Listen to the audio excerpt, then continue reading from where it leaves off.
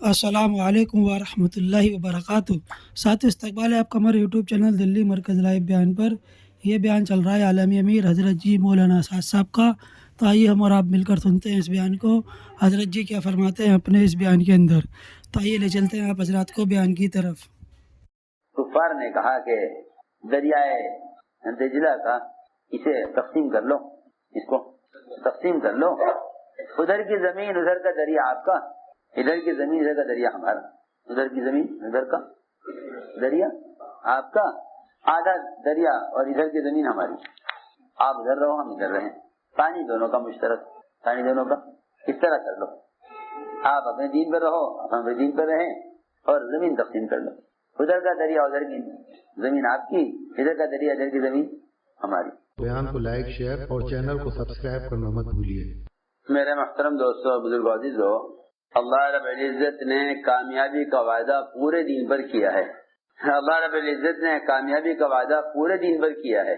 مسلمان دنیاوی حالات کے اعتبار سے دین کے جس حکم کو ہلکا سمجھ کر چھوڑ دے گا، یہ سبب ہوگا دین کے بڑے احکام کو چھوڑنے کا، یہ سبب ہوگا دین کے بڑے احکام کو چھوڑنے کا، کیونکہ جب مسلمان کے دین میں رکاوٹ آتی ہے ماحول کی طرف سے یا حکام کی طرف سے یا اپنے سوسائٹی، اپنا ماحول، اپنے دوست، اپنے اعزاء اقارب کی طرف سے، تو سب سے بڑی غلطی یہ ہے اس زمانے میں اجتماعی طور پر جو ہر طبقے میں پائی جاتی ہے مسلمانوں کے، کہ وہ یہ دیکھتے ہیں کہ جس کام کے کرنے میں رکاوٹ آ رہی ہے اس کا دین میں کیا درجہ ہے، اس کا دین میں کیا درجہ ہے، میری بات توجہ سننا، دیکھتے ہیں اس کا دین میں کیا درجہ ہے، اگر وہ روکتے ہیں نماز سے، روزے سے، حج و زکوٰۃ سے، پھر تو ہم کوئی مقابلہ کریں گے اور ان کی بات نہیں مانیں گے، اور اگر ان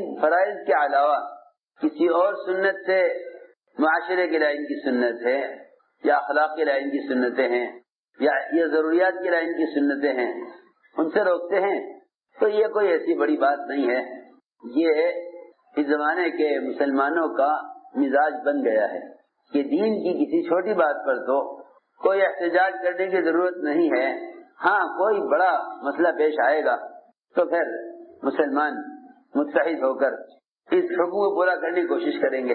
ہماری بات یاد رکھو، جو مسلمان دین کے کیا بلکہ استنجے کی لائن کی سنت کو بھی حقیر سمجھے گا، اس کے لیے اس سنت کو ہلکا سمجھ کر چھوڑ دینا پورے دین سے محروم ہونے کے لیے کافی ہے، پورے دین سے محروم ہونے کے لیے کافی ہے۔ یہ عام مزاج بن گیا اس زمانے میں کہ دیکھتے ہیں کہ کون سی چیز میں رکاوٹ پیش آ رہی ہے، یہ تو کوئی ایسا بڑا حکم نہیں ہے، یہ تو ایک استنجے کے لائن کی سنت ہے، یہ تو ایک کھانے کی لائن کی ایک سنت ہے۔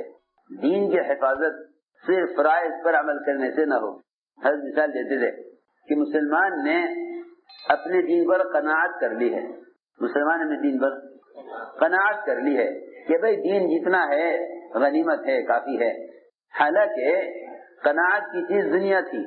صحیح ہے، روایت میں ایک مسنون دعا ہے، قنعنی بما رزقتنی، قنعنی بما رزقتنی، اے اللہ تو نے میری روزی جتنی بھی تنگ کی ہے، تو نے میری روزی جتنی بھی تنگ کی ہے، مگر مجھے اس تنگ روزی میں قناعت چاہیے، تنگ روزی میں قناعت چاہیے، قنعنی بما رزقتنی، جتنا بھی تو نے مجھے رزق دیا ہے تھوڑا سے تھوڑا، کم سے کم مجھے اس پر کیا چاہیے، قناعت چاہیے۔ کیا مطلب اس کا؟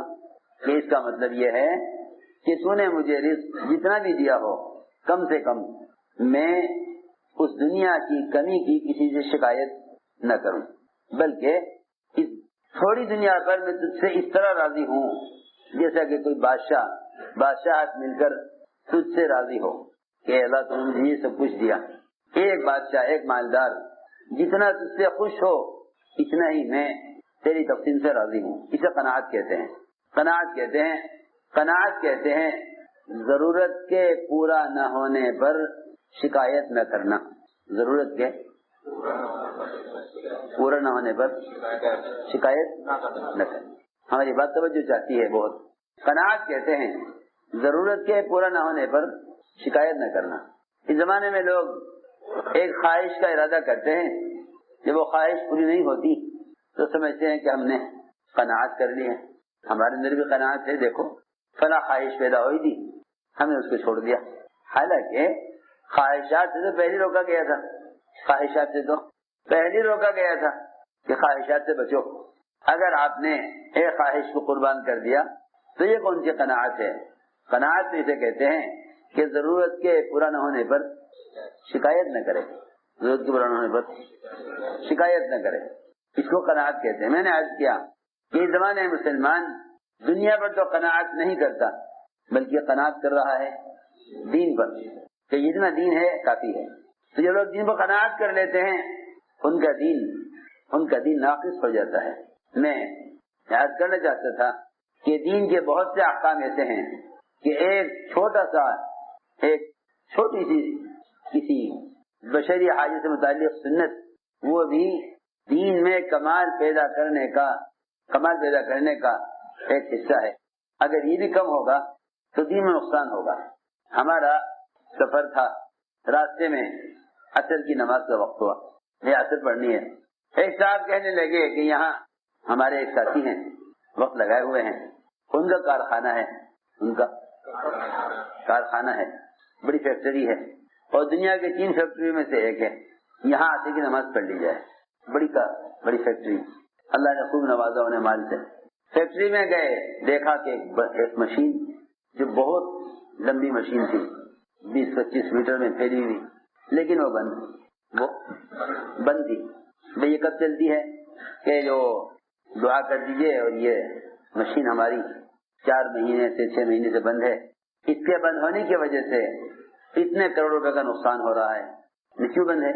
کہیں گے اس کا ایک جرمنی سے پرزہ آنا ہے، جرمنی سے اس کا ایک پرزہ، ایک پارٹ وہاں سے آنا ہے، اور یہ اس سے بڑا نقصان ہو رہا ہے۔ میں نے کہا بھائی کیا ہے وہ؟ تو وہ لے کر آئے چٹکی میں پکڑ کے انگلی سے کہ یہ ایک چھوٹا سا پرزہ ہے، اس کے بغیر یہ مشین نہیں چلے۔ میں حیران ہو گیا کہ یہ اتنی لمبی مشین ہے، اتنے اس کے اندر پرزے ہیں، اتنے اس کے اندر موٹریں لگی ہوئی ہیں، مختلف قسم کے اس کے پرزے ہیں، بڑے چھوٹے، صرف یہ ایک نہیں ہے کہ جی بس یہ صرف ایک نہیں، باقی سب کچھ ہے اس کے اندر، لیکن یہ مشین مال نہیں بنا سکتی جب تک اس میں پرزہ نہ لگے۔ تو میں نے سوچا، بلکہ ان سے کہا، میں نے کہا جب انسانوں کی ہاتھوں کی بنا ہوئی مشین میں یہ بات ہے کہ سارے اجزاء موجود ہیں اور سارے اجزاء مکمل ہیں، صرف یہ ایک چھوٹا سا پرزہ نہیں ہے، اس کی وجہ سے یہ مشین نہیں چل رہی ہے، تو جو دین جس کو اللہ رب العزت نے کامیابی کا ضابطہ مقرر کیا ہے، اور اس سے ہٹ کر ہدایت اور کامیابی کا کوئی وعدہ نہیں ہے اور ممکن ہی نہیں ہے، نے کہا اس دین کے اجزاء کتنے اہم ہوں گے، جس کو مسلمان یوں سوچ کر چھوڑ دے کہ جب یہ ہے تو اس کی کیا ضرورت، یہ بھی تو ہے تو اس کی کیا ضرورت۔ میں نے کہا جتنے مشین کے اجزاء ہیں اس پر آپ قناعت نہیں کرتے؟ کہنے لگے کہ یہ پرزہ بہت سستا ہے اور بہت عام ہے، لیکن اس کے بغیر مشین چلے گی نہیں، یہ آنا وہاں سے ہے۔ میں اس سوچ میں پڑ گیا، میں نے کہا جب انسانوں کے ہاتھوں کی بنائی ہوئی مشین کا یہ حال ہے تو جو دین اللہ کا ضابطہ ہے اور شریعت ہے جس میں کوئی تبدیلی نہیں ہے، اس کے احکام کتنے اہم ہوں گے۔ اور ان سب کو جمع کیے بغیر مسلمان اپنے دین میں کامیاب کیسے ہو سکتا ہے؟ اس لیے ذہن سے یہ بات نکال دو کہ اتنا فیصد دین ہوگا، اتنی فیصد کامیابی آ جائے گی، حالانکہ وہاں ایک پرزے کے نہ ہونے سے ناکامی ہو رہی ہے، ایک پرزے کے نہ ہونے سے، ایک پرزہ نہیں 100% ناکامی، ایک پرزہ نہیں ہے 100% ناکامی۔ یہ نہیں کہ یہ مشین اتنا مال بناتی تھی، ایک پرزہ نہیں ہے تو تھوڑا مال بنا دے، یہی اصول دین کا بھی ہے، یہی اصول دین کا بھی ہے، یہی اصول دین کا بھی ہے۔ کسی ایک سنت عادت کو بھی حقیر سمجھنا یہ انسانی صلاحیتوں کو اور جسمانی قوتوں کو ضائع کر دیتا ہے۔ آپ ذرا اندازہ کریں، ایک صاحب کھانا کھا رہے تھے، لقمہ لیا بائیں ہاتھ سے، لقمہ لیا کھانے کا بائیں ہاتھ سے، حضور اکرم صلی اللہ علیہ وسلم نے فرمایا دائیں ہاتھ سے کھاؤ، فرمایا دائیں ہاتھ سے کھاؤ، فرمایا دائیں ہاتھ سے کھاؤ۔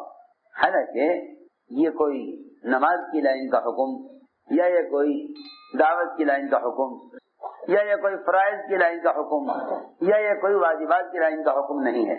دائیں ہاتھ سے کھانے پر بے شک اجر ملے گا اتباع سنت کا، لیکن بائیں ہاتھ سے کھانا حرام نہیں ہے۔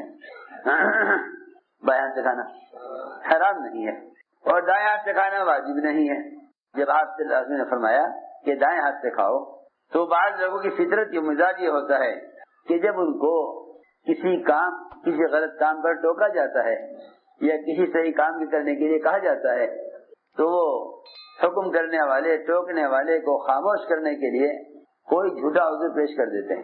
انکار تو نہیں کرتے، انکار تو نہیں کرتے۔ یہ منافقین کا مزاج تھا یہ کہ کیونکہ ان کے دلوں میں حق کو قبول کرنے کی صلاحیت ہی نہیں ہے، ان کے دلوں میں حق کو قبول کرنے کی صلاحیت ہی نہیں ہے، تو وہ انکار تو نہیں کرتے، انکار تو نہیں کرتے، لیکن ایک انکار کی خوبصورت شکل ہے جھوٹا عذر۔ یہ جھوٹا عذر یہ عام ہے لوگوں میں، انکار کی بہترین شکل جھوٹا عذر ہے، کیونکہ اللہ تعالی نے قرآن میں ان منافقین کو جھوٹا کہا ہے جو اللہ کے جو حضور اکرم صلی اللہ علیہ وسلم کے سامنے جھوٹے عذر پیش کرتے تھے انکار کے لیے، جھوٹے آزار پیش کرتے تھے انکار کے لیے۔ تو اس طرح سے آپ نے فرمایا ان صاحب سے کہ دائیں ہاتھ سے کھاؤ، انہوں نے آپ کی بات کو انکار کرنے کے لیے یا آپ کو خاموش کرنے کے لیے یا لوگوں کو دکھانے کے لیے کہ انہوں نے مجھے غلط ٹوک دیا ہے، یہ کہا کہ میرا دایاں ہاتھ اٹھتا نہیں ہے، دایاں ہاتھ اٹھتا نہیں ہے، میں اس لیے بائیں سے کھا رہا ہوں تاکہ ٹوکنے والا خاموش ہو جائے اور ٹوکنے والا شرمندہ ہو جائے، ٹوکنے والا شرمندہ ہو جائے کہ جی معاف کیجیے گا، مجھے معلوم نہیں تھا کہ آپ کے ہاتھ میں عذر ہے یا آپ کا ہاتھ اٹھتا نہیں ہے، میں نے تو آپ کو یاد دلانے کے لیے کہہ دیا تھا۔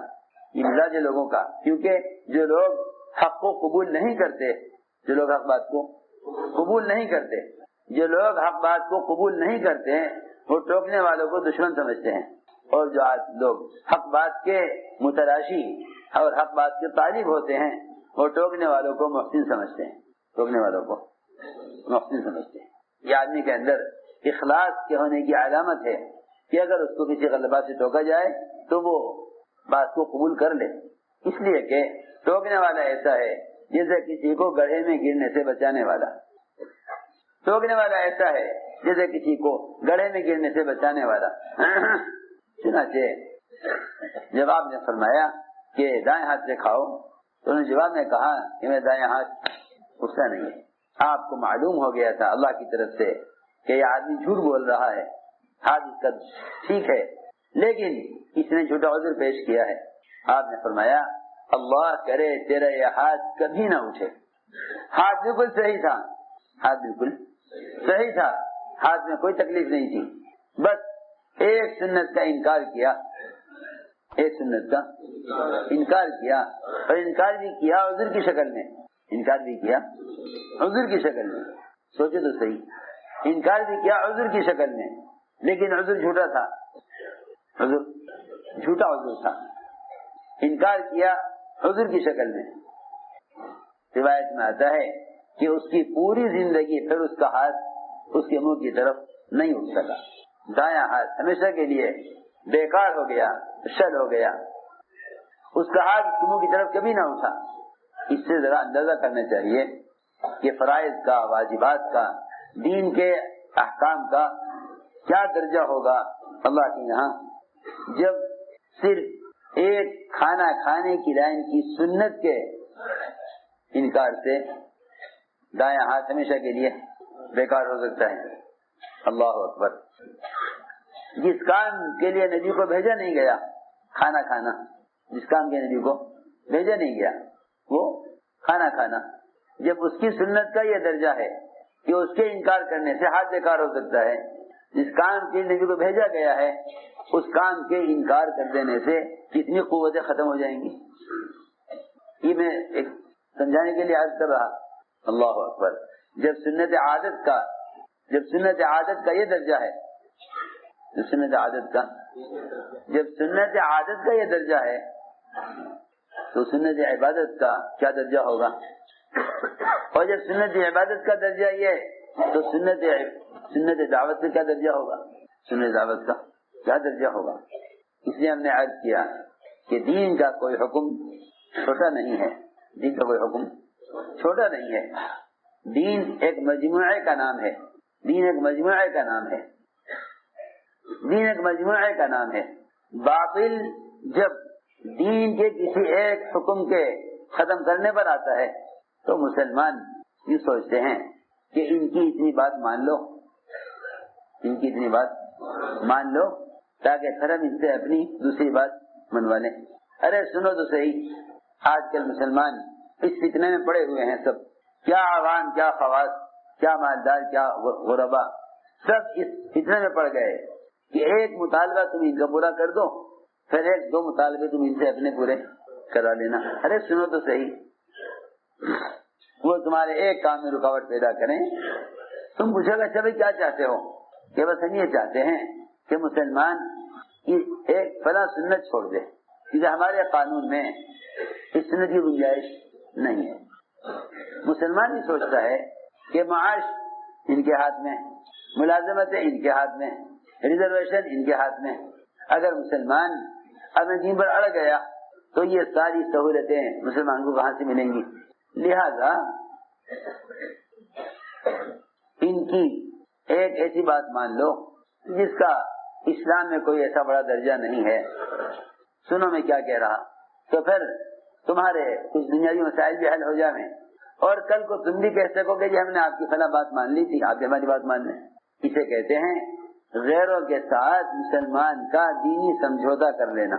اب نہ بات توجہ سے، جب مسلمان ایسا کرے گا تو اللہ رب العزت اسے ذلت میں اور اسے غلامی میں اور اس پر غیروں کے محتاج کیونکہ ایسا مسلط کر دیں گے کہ انہیں کوئی راستہ نظر نہیں آئے گا، انہیں کوئی راستہ نظر نہیں آئے گا اللہ سے کامیابی لینے کا، اور بچنے کو کوئی راستہ نہیں ملے گا. ارے سنو صحیح، یہ آج کی بات نہیں ہے، ہمیشہ سے یہ بات ملتی ہے سیرت میں کہ کفار مشرکین حضور اکرم صلی اللہ علیہ وسلم سے چند باتوں پر آپ سے مصالحت چاہتے تھے کہ اچھا ایسا کریں، آپ ہماری ایک بات مان لیں، ہم بھی آپ کی ایک بات مان لیں گے، ہم بھی آپ کی ایک بات مان لیں گے. اللہ نے حکم دیا وَلَا تُطِعْ مَنْ أَغْفَلْنَا قَلْبَهُ عَنْ ذِكْرِنَا وَاتَّبَعَ هَوَاهُ کہ نبی جی ہرگز آپ اس کی بات نہ مانیں جس کا دل اللہ سے خالی ہے اور وہ غفلت میں ڈوبا ہوا ہے، ہرگز اس کی بات نہ مانیں. اور اگر آپ نے یہ دیکھا کہ بھائی اکثریت یہ چاہتی ہے، اگر آپ نے یہ دیکھا کہ اکثریت یہ چاہتی ہے اور غلط چاہنے والوں کی اکثریت ہو گئی ہے، تو آپ نے اگر اکثریت کو دیکھ کر کوئی عمل کیا، اگر آپ نے اکثریت کو دیکھ کر کوئی عمل کیا تو آپ راہ حق سے گمراہ ہو جائیں گے. اللہ، اگر آپ نے اکثریت کو دیکھ کر قدم اٹھایا تو یہ اکثریت آپ کو راہ حق سے ہٹا دے گی. ان تطیع اکثر من فی الارض یضلوک عن سبیل اللہ، آپ تو اللہ کے حکموں پر، اللہ کے راستے پر جمے رہی ہے. تو میں عرض کر رہا تھا کہ کفار مشرکین چاہتے تھے آپ سے کہ آپ فلاں چیزوں میں آپ ذرا نرم ہو جائیے، آپ نرم ہو جائیے. سب سے پہلے کفار مشرکین آپ کی نرمی چاہتے تھے، آپ کی نرمی چاہتے تھے اللہ کی توحید کے بیان کرنے میں. کوئی ان کی تمنا تھی ہے. قرآن نے اسی طرح کہا وَدُّوا لَوْ تُدْهِنُ فَيُدْهِنُونَ کہ ان کی کفار کی تمنا یہ ہے لَوْ تُدْهِنُ فَيُدْهِنُونَ کہ آپ ذرا سا اللہ کی توحید کے بیان کرنے میں نرمی اختیار کریں اور ہمارے بتوں کا، ہماری شکلوں کا انکار نہ کریں. اگر آپ ایسا کریں گے تو اللہ فرماتے ہیں کہ یہ پھر سکون سے اطمینان سے رہیں گے. اس لیے کہ سب سے زیادہ کفار کے دل بھیجتے تھے اور سکڑتے تھے اللہ کی توحید کے بیان کرنے سے. چنانچہ حضور اکرم صلی اللہ علیہ وسلم طواف کے ہر چکر میں حجر اسود کا بوسہ لیتے تھے. طواف کے ہر چکر میں حجر اسود کا بوسہ لیتے تھے، طواف کے ہر چکر میں حجر اسود کا بوسہ لیتے تھے. مشرکین کو خیال ہوا کہ ان کو یہ عمل زیادہ محبوب ہے، ان کو یہ عمل زیادہ محبوب ہے.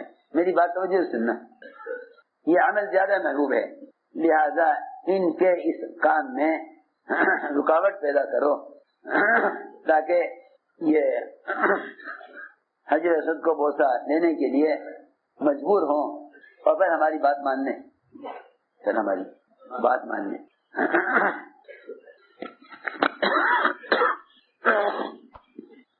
توجہ سے بات سننا کہ پھر ہماری بات مان لیں. جب دیکھا مشرکین نے کہ آپ ہر چکر میں حجر اسود کا بوسہ لیتے ہیں، انہوں نے کہا کہ اے محمد صلی اللہ علیہ وسلم، ہم آپ کو حجر اسود کا بوسہ نہیں لینے دیں گے. سنو بات، ہم آپ کو بوسہ نہیں لینے دیں گے، اور آپ کو رغبت جنت کا پتھر، اس کے فضائل، چنانچہ آپ کے ایک عمل میں رکاوٹ پیدا کی. حالانکہ حجر اسود کے بوسے کے بارے میں حضرت عمر فرماتے ہیں کہ میں صرف تجھے اس لیے بوسہ لے لیتا ہوں تیرا کہ اللہ کے نبی نے تیرا بوسہ دیا ہے، ورنہ تو ایک پتھر ہے، نہ تیرے اندر نفع ہے نہ نقصان. صرف اس لیے پیار کرتا ہوں تجھے کہ میں نے حضور اکرم صلی اللہ علیہ وسلم کو تجھے بوسہ لیتے ہوئے دیکھا ہے، بس اتنی بات. لیکن یہ دیکھا مشرکین نے کہ آپ کو یہ عمل بہت پسند ہے، تو انہوں نے کہا ہم آپ کو بوسہ نہیں لینے دیں گے، ہماری ایک شرط پوری کریں. کیا کہ شرط یہ ہے کہ جب آپ ہمارے بتوں کے سامنے سے گزرا کریں طواف کرتے ہوئے تو ہمارے بتوں کے سامنے سے جھکتے ہوئے جایا کریں. یہ ہماری شرط، یہ ہماری شرط ہے. اگر آپ نے ایسا کیا تو ہم آپ کو بوسہ لینے دیں گے، اور اگر آپ نے ہماری شرط پوری نہیں کی ہم آپ کو بوسہ نہیں لینے دیں گے. یہ شرط لگائی. میں تمہیں یہ سارا قصہ اس زمانے میں یہ بات سمجھانے کے لیے کہہ رہا ہوں، یہ بات سمجھانے کے لیے کہہ رہا ہوں کہ مسلمان یہ سوچے گا کہ دین کے خلاف ایک چھوٹی بات ان کی مان لو تاکہ ہم دین کی بڑی بات ان سے منوا لیں. ارے دین اللہ کا ہے نا، تو پھر دین کے احکام کو مخلوق سے منوانے کا کیا مطلب؟ یہ دین کے احکام کو حکام پر موقوف سمجھنے کا کیا مطلب؟ میں کیا عرض کروں، افسوس کی بات ہے.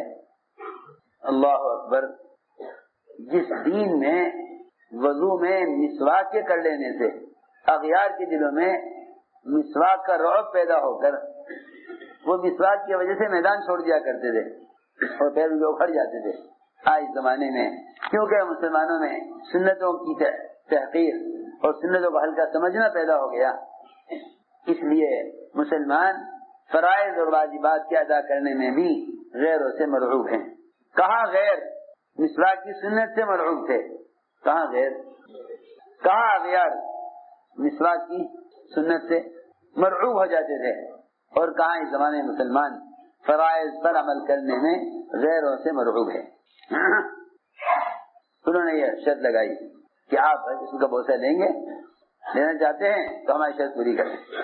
حضور اکرم صلی اللہ علیہ وسلم کو ہلکا سا خیال آ کر گزر گیا. آپ اس خیال کو سوچا نہیں، دل میں پکایا نہیں، خیال آ کر گزر گیا کہ اگر بغیر دل کے ارادے کے صرف سر سے اشارہ کر دیا جائے ان کے بتوں کی طرف، جس سے انہیں اطمینان ہو جائے کہ ہاں ہماری شرط انہوں نے پوری کر دی. ارے میری بات توجہ چاہتی ہے بہت، ہماری شرط پوری کر دی، یہ ہمارے بت کے سامنے جھک گئے. حالانکہ یہ ممکن نہیں کہ نبی سے کوئی کبیرہ گناہ ہو، اور پھر شرک جو تمام کبائر میں سب سے بڑا کبیرہ گناہ ہے وہ کیسے ممکن ہے کہ نبی سے ہو. لیکن دل میں خیال آ کر گزر گیا کہ اگر صرف سے اشارہ کر دیا جائے انہیں دکھلانے کے لیے، اور اس کی وجہ سے یہ مجھے حجر اسود کا بوسہ لینے کی اجازت دے دیں تو اس کی کیا حرج ہے.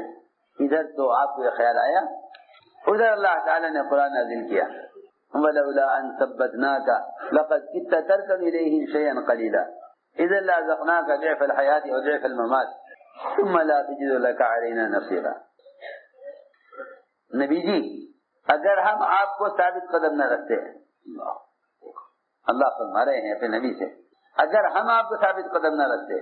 یہاں کے زمانے میں تو مسلمان یہ سمجھتا ہے کہ ہم خود اپنے عزم سے، اپنے ارادے سے اسلام پر قائم ہیں، حالانکہ اللہ ہی کا فضل ہے کہ اس نے ایمان پر جمایا ہوا ہے، ورنہ فرمایا حدیث میں وہ زمانہ آئے گا کہ آدمی صبح کو مومن ہوگا، شام کو کافر ہوگا، صبح کو مومن ہوگا، شام کو کافر ہوگا۔ یہ تو اللہ ہی کا فضل ہے کہ اس نے ایمان پر جمایا ہوا ہے، ورنہ حضور اکرم صلی اللہ علیہ وسلم سے فرمایا اللہ نے وَلَوْلَا أَن ثَبَّتْنَاكَ، اے نبی جی اگر ہم آپ کو ایمان پر ثابت قدم نہ رکھتے تو قریب تھا کہ آپ تھوڑے سے ان کے اس مطالبے کی طرف جھک جاتے۔ اگر آپ ایسا کر لیتے تو ہم آپ کو دگنا عذاب دنیا میں دیتے، دگنا عذاب آخرت میں دیتے۔ اتنی بات ہے، اگر آپ ایسا کر لیتے تو ہم آپ کو دگنا عذاب دنیا میں اور دگنا عذاب آخرت میں دیتے، اور آپ کو مدد کے لیے آپ سے کوئی ہمارے خلاف آپ کی مدد کرنے والا نہ ہوتا۔ میں نے عرض کیا کہ اس زمانے میں مسلمان بیچارہ وہ اس دھوکے میں پڑ گیا کہ اپنے دین پر چلنے کے لیے یہی سوچے کہ چلو ایک بات مان لی جائے غیروں کی، ایک بات اپنی منوا لی جائے، اس طرح مل جل کر زندگی گزر جاوے۔ ایسا نہیں ہے، بلکہ اللہ رب العزت نے کامیابی کا وعدہ پورے دین پر کیا ہے۔ اللہ نے کامیابی کا وعدہ پورے دین پر کیا ہے۔ دین کا کوئی حکم چھوٹا اور ہلکا نہیں ہے۔ ہر مثال دے کر فرماتے تھے کہ مسلمان اگر دین کا ایک حکم چھوڑ دے گا، دین کا مسلمان ایک حکم چھوڑ دے گا حالات کی وجہ سے یا حکام کی وجہ سے یا اپنے ماحول اور دوست احباب کی وجہ سے، تو اس نے دین کا ایک حکم نہیں چھوڑا بلکہ پورے دین کو ضائع کیا ہے۔ اس کی مثال دے کے فرماتے کہ میلوں میں پھیلا ہوا لکڑی کا جنگل، میلوں میں پھیلا ہوا لکڑی کا جنگل، میلوں میں پھیلا ہوا لکڑی کا جنگل، میلوں میں پھیلا ہوا۔ لوہے نے لکڑی سے مطالبہ کیا کہ ہمارے پاس لکڑی نہیں ہے، لوہا ہی لوہا ہے، تم چاہو لوہا لے لو ہم سے، لیکن ہمیں تھوڑی سی لکڑی دے دو، ہمیں تھوڑی سی، بہت اچھی مثال ہے، ہمیں تھوڑی سی لکڑی دے دو۔ جنگل کے بادشاہ نے کہا کہ بھئی کیا حرج ہے، ہمارے پاس تو جنگل کے جنگل بے شمار درخت کھڑے ہوئے ہیں لکڑی کے، بہت لکڑی ہے اور ہماری ضرورت سے بہت زائد بھی ہے اور بہت لکڑی ہے، اتنے میلوں میں جنگل لکڑی کا پھیلا ہوا ہے اور لوہے کے پاس لکڑی بالکل نہیں ہے۔ اگر وہ لکڑی مانگے تو دے دینی چاہیے۔ وزراء کو جمع کیا، وزراء نے کہا نہیں جی ہم لکڑی نہیں دیں گے، ہم لکڑی نہیں دیں گے۔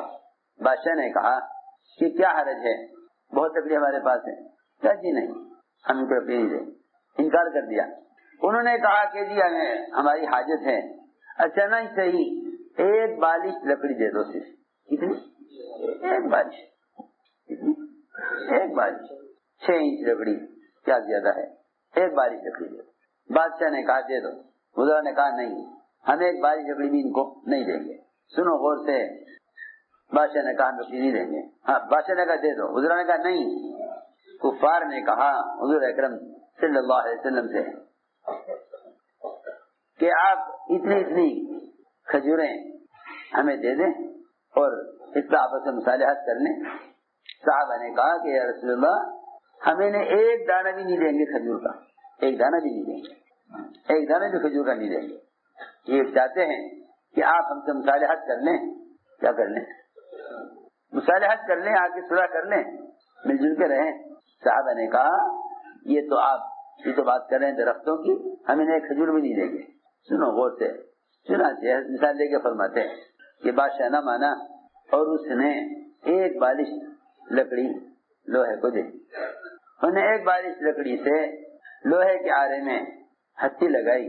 کیا لگائی؟ ہتھی لگتی ہے نا آرے میں، کہیں کی ہوتی ہے؟ لکڑی کی۔ سنو غور سے، لکڑی کی ہتھی لگتی ہے آرے میں، انہوں نے وہ ہتھی لگائی آرے میں اور جتنا لکڑی کا جنگل پھیلا ہوا تھا میلوں میں سارا کاٹ کے ختم کر دیا۔ وزراء نے کہا دیکھیے جی بادشاہ سلام، ہم نے آپ کو منع کیا تھا کہ انہیں ایک بار لکڑی بھی نہیں دینی ہے، ایک بار لکڑی بھی نہیں دینی ہے، ورنہ سارا جنگل لکڑی کا ختم ہو جائے گا۔ ایسی اچھی مثال کے بیان ملتی ہے۔ فرماتے تھے اگر مسلمان دین کے معاملے میں ایک چھوٹے حکم کو چھوڑ دے گا، ایک چھوٹے حکم کو چھوڑ دے گا، مسلمان دین کے بارے میں اگر چھوٹے حکم کو چھوڑ دے گا تو یہ اپنے سارے دین کو نقصان پہنچا دے گا.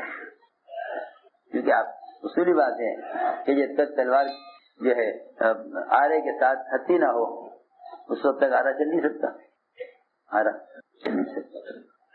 لکڑی نے شکایت کی آرے کی، یہ کہا آرے سے اتنا بے دردی کے ساتھ تمہیں ٹکڑے کر دیتا ہے. تو لوہے نے کہا کہ میں تو آپ کو کاٹ نہیں سکتا تھا، میں تو آپ کو کبھی کاٹ نہیں سکتا تھا، میرے نے جو قوت رہا ہے آپ کو کاٹنے کی وہ آپ کا تھوڑا سا حصہ میرے ساتھ ملا ہوا ہے. میری بات سمجھ میں آ رہی نہیں آ رہی، بہت مشکل ہے. یہ کہا لوہے نے کہ میں تو کبھی نہیں کاٹ سکتا تھا آپ کو، میں تو آپ کو کبھی نہیں کاٹ سکتا تھا، وہ تو تھوڑا سا حصہ لکڑی کا لوہے کے ساتھ مل گیا ہے، ساری قوت میرے کاٹنے کی اس دستے کی وجہ سے ہے، دستے کی وجہ سے، ہتھی کی وجہ سے جس سے تلوار جو ہے آرے کو چلایا جا رہا ہے. اگر یہ چھوٹا سا ٹکڑا لکڑی کا کاٹ کے ہتھی بنا کر آرے میں لگایا نہ جاتا تو میں آپ کو نہیں کاٹ سکتا تھا. یہ مثال حضرت یہ بیان دے کے فرمائی کہ دین کی حفاظت اور اسلام کی حفاظت اللہ تعالی نے ان انصار کے ذریعے کی ہے جن میں ذرہ برابر بھی مداحنت نہیں تھی، ذرہ برابر مداحنت نہیں تھی. انصار کی دین کی نصرت کا جو کمال ہے وہ صرف یہ نہیں ہے کہ انہوں نے مال خرچ کر دیا. اسلام کی جو اصل نصرت ہوئی، اسلام کی اصل نصرت جو ہوئی وہ اس پر ہوئی کہ انصار نے اپنی قوم کے خلاف حضور اکرم صلی اللہ علیہ وسلم کی مدد کی ہے اور قوم کے خلاف قوم سے دشمنی لے کر آپ کا ساتھ دیا ہے. یہ ہے انصار کی سب سے بڑی خدمت. یہ ہے سعد رضی اللہ تعالیٰ عنہ، سعد بن معاذ، ساری قوم اس کی منتظر تھی کہ سعد رضی اللہ تعالیٰ عنہ اپنی قوم کے حق میں فیصلہ کریں گے. سارے یہود ایک طرف، سارے یہود ایک طرف، فیصلہ کرانا ہے انہی کے سردار سے، فیصلہ کرانا انہی کے سردار سے. اور اسے راضی سب پورا قبیلہ کہ ہمارے سردار سعد بن معاذ جو فیصلہ کریں گے وہ فیصلہ ہمیں منظور ہے، جو فیصلہ یہ کرے، جو فیصلہ یہ کرے. انہوں نے کہا ہمیں منظور ہے. کیوں کہا منظور ہے؟ اس لیے کہ ساری قوم اس بات کا یقین کیے ہوئے تھی کہ یہ ہماری قوم کے سردار ہیں، ہمارے خلاف فیصلہ نہیں کر سکتے. ادھر حضور اکرم صلی اللہ علیہ وسلم سے کہا حضرت سعد نے کہ کیا میرا فیصلہ آپ کو منظور ہوگا؟ فرمایا ہاں، جو فیصلہ تم کرو گا ہمیں منظور ہے. کیونکہ حضور اکرم صلی اللہ علیہ وسلم کو اللہ نے پہلے بتا دیا کہ حضرت سعد رضی اللہ تعالیٰ عنہ جن کے اندر اپنی قوم کی یا اپنے قبیلے کی، اپنی قوم یا اپنے قبیلے کی محبت ان کے دل میں نہیں بلکہ اللہ کے رسول کی محبت غالب ہے. آپ کو اندازہ تھا کہ یہ کیا فیصلہ کریں گے، معلوم تھا اللہ کی طرف سے کہ آپ کے جانثار صحابہ ایسے نہیں ہیں کہ وہ حالات دیکھ کر قوم کو دیکھ کر پھسل جائیں اپنی بات سے، ایسے نہیں ہے. کیونکہ حضور اکرم صلی اللہ علیہ وسلم نے سب سے پہلی بات جو اپنے صحابہ کو سکھلائی وہ اطاعت اور امانت داری سکھلائی. اطاعت اور امانت داری. اللہ اکبر. آپ کے صحابہ ایسے تھے، آپ کے صحابہ ایسے تھے امانت میں اور جانثاری میں کہ ان کے دلوں میں کبھی یہ بات پیدا نہیں ہوئی کہ ہماری قوم، ہمارا قبیلہ، ہمارا خاندان تو یوں چاہتا ہے اور اللہ کے نبی یوں چاہتے ہیں. فرمایا کہ ہاں جو فیصلہ سعد کرے ہمیں منظور ہے. ادھر قوم، ادھر حضور اکرم صلی اللہ علیہ وسلم کھڑے ہوئے اور صحابہ بیچ میں سعد کھڑے ہیں. فرمایا کرو فیصلہ ہمیں منظور ہے. قوم نے کہا ہمیں منظور ہے. سعد نے فیصلہ کیا کہ میری قوم کے جتنے بھی بڑے اور جوان اور جنگ کرنے کے قابل ہیں ان سب کو قتل کر دیا جائے. ان سب کو قتل کر دیا جائے. ذرہ برابر دل میں اس بات کا شبہ بھی نہیں تھا کہ اگر ساری قوم ایک طرف ہے، اکیلے سردار ایک طرف ہیں، اکیلے سردار قوم کے ایک طرف ہیں. امتحان اس کا ہے کہ آیا تم دین کی حفاظت میں نبی کے ساتھ ہو یا قوم کے ساتھ ہو، نبی کی دین کی حفاظت میں نبی کے ساتھ ہو یا قوم کے ساتھ، یعنی مسلمانوں کی جماعت کے اندر یہ بات نہیں تھی کہ چلو تھوڑے سے مسلمان اس طرف ہو جائیں، تھوڑے سے مسلمان اس طرف ہو جائیں، یہ بات نہیں تھی۔ ابو سفیان کو بھیجا قریش نے کہ جاؤ جا کے بات کرو محمد صلی اللہ علیہ وسلم سے کہ صلح کی مدت میں کچھ توسیع کر دیں، مدت بڑھا دیں صلح کی۔ آپ کو اللہ نے بتا دیا وحی سے کہ ابو سفیان آ رہے ہیں مکہ مکرمہ سے، سارے کفار نے اپنا وکیل بنا کر آپ کے بعد بھیجا ہے۔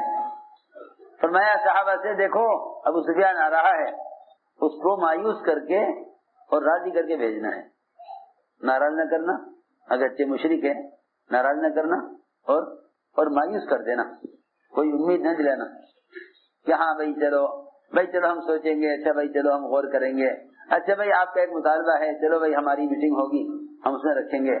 میری بات وجہ سے سنو، جتنے حالات زمانے مسلمانوں پر ہیں اس کی واحد وجہ یہ ہے کہ خواہشات میں پڑ جانے کی وجہ سے ان کے دلوں سے اسلام کی عظمت نکل گئی ہے۔ اگر مسلمان کفر کے کسی ایک عمل سے راضی ہو گیا تو اللہ تعالی مسلمان کے پورے اسلام سے ناراض ہو جائیں گے، پکی بات ہے۔ اللہ اس مسلمان سے ناراض اس لیے کہ صحیح حدیث میں ہے، صحیح روایت ہے کہ جو شخص اللہ کو راضی کرنے کے لیے ساری مخلوق کو ناراض کر دے اور پرواہ کسی کی نہ کرے تو اللہ تعالیٰ خود بھی راضی ہو جاتے ہیں، مخلوق سے راضی کر دیتے ہیں۔ اور اگر بندہ مسلمان اللہ کو ناراض کر کے ساری مخلوق کو راضی کر لے، سب واہ واہ کریں گے، سب اس کے استقبال کریں گے، مال بھی ملے گا، عہدہ بھی ملے گا اور شہرت بھی ملے گی اور سب کا محبوب نظر ہو جائے گا، یہ بہت تھوڑے سے وقت کے لیے ہوگا۔ جب اللہ یہ دیکھ لیں گے کہ اس نے مخلوق کو راضی کرنے کے لیے مجھے ناراض کیا ہے تو اللہ تعالیٰ خود ناراض ہو جائیں گے اور مخلوق کے دل میں اس کی نفرت پیدا کر دیں گے۔ یہ قلوب اللہ کے ہاتھ میں ہے، قلوب اللہ کے ہاتھ میں۔ چنانچہ وہاں سے بھیجا کفار نے ابو سفیان کو، اس اسلام نہیں لائے تھے کہ جاؤ جا کے بات کرو کہ صلح کی مدت میں اضافہ ہو جائے۔ یہاں آئے، خیال ہوا کس سے بات کریں کہ ہاں ابو بکر صدیق حضور اکرم صلی اللہ علیہ وسلم کے قریب ہیں، مشیر خاص ہیں، قریب ہیں آپ کے خاص مشیر ہیں، چلو ان سے بات کی جائے۔ اور نرم دل انسان ہیں، ہماری بات سنیں گے اور غور کریں گے۔ جا کے ان سے بات کی، انہوں نے کہا کہ نہیں، حکم اللہ کے رسول کا ہے، حکم تو اللہ کے رسول کا ہے، جو ہمارے نبی نے فیصلہ کر دیا ہم سب اس سے پابند ہیں۔ ہمارے یہاں کوئی اس میں کوئی کمزوری نہیں ہے کہ چلو آپ کی بات پر غور کر لیں۔ یہاں سے ہٹ کر گئے عمر کے پاس، حضرت عمر تو حضرت عمر ان سے اگر بات کی کہ عمر ذرا تمہیں نبی سے بات کرو اور ان کو بتلاؤ کہ ہم صلح کی مدت میں اضافہ چاہتے ہیں اور صلح کی مدت لمبی ہو جائے۔ حضرت عمر نے سب جواب دیا کہ پچھلا جو معاہدہ ہوا تھا اللہ اسے بھی ختم کرے اور اگلا کوئی نیا معاہدہ تم کر لو اللہ اسے بھی توڑے، ہمارا تمہارا کوئی معاہدہ نہیں ہے۔ کیونکہ باطل ہمیشہ صلح پر جب آتا ہے، باطل ہمیشہ صلح پر جب آتا ہے جب کامیابی سے نا امید ہو جاتا ہے۔ میری بات بہت توجہ سننا، باطل مصالحت پر جب آتا ہے، جب کامیابی سے، میری بات توجہ سننا، دو چیزیں تھیں مسلمانوں میں، ایک دعوت اور ایک عبادت کا کمال۔ ان دونوں چیزوں نے غیروں کو غیبی نصرتیں دکھلائی تھی، اس سے وہ پریشان تھے۔ غیروں کو اللہ نے کیا دکھلائی تھی؟ غیبی نصرتیں۔ اللہ نے غیروں کو غیبی نصرت دکھلا کر مرعوب کیا تھا، اس لیے وہ مصالحت پر آنا چاہتے تھے کہ چلو مصالحت کر لو۔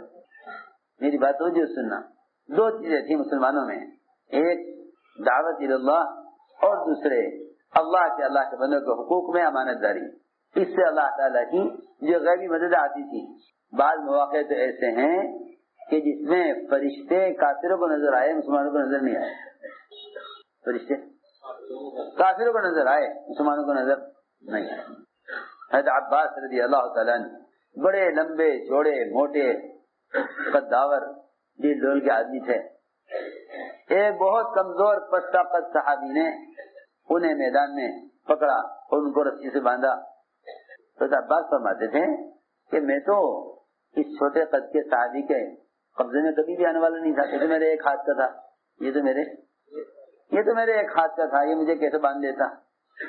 مگر اس کے ساتھ ایک دوسرا تھا جس نے، جو بہت طاقتور تھا، اس نے مجھے باندھا ہے۔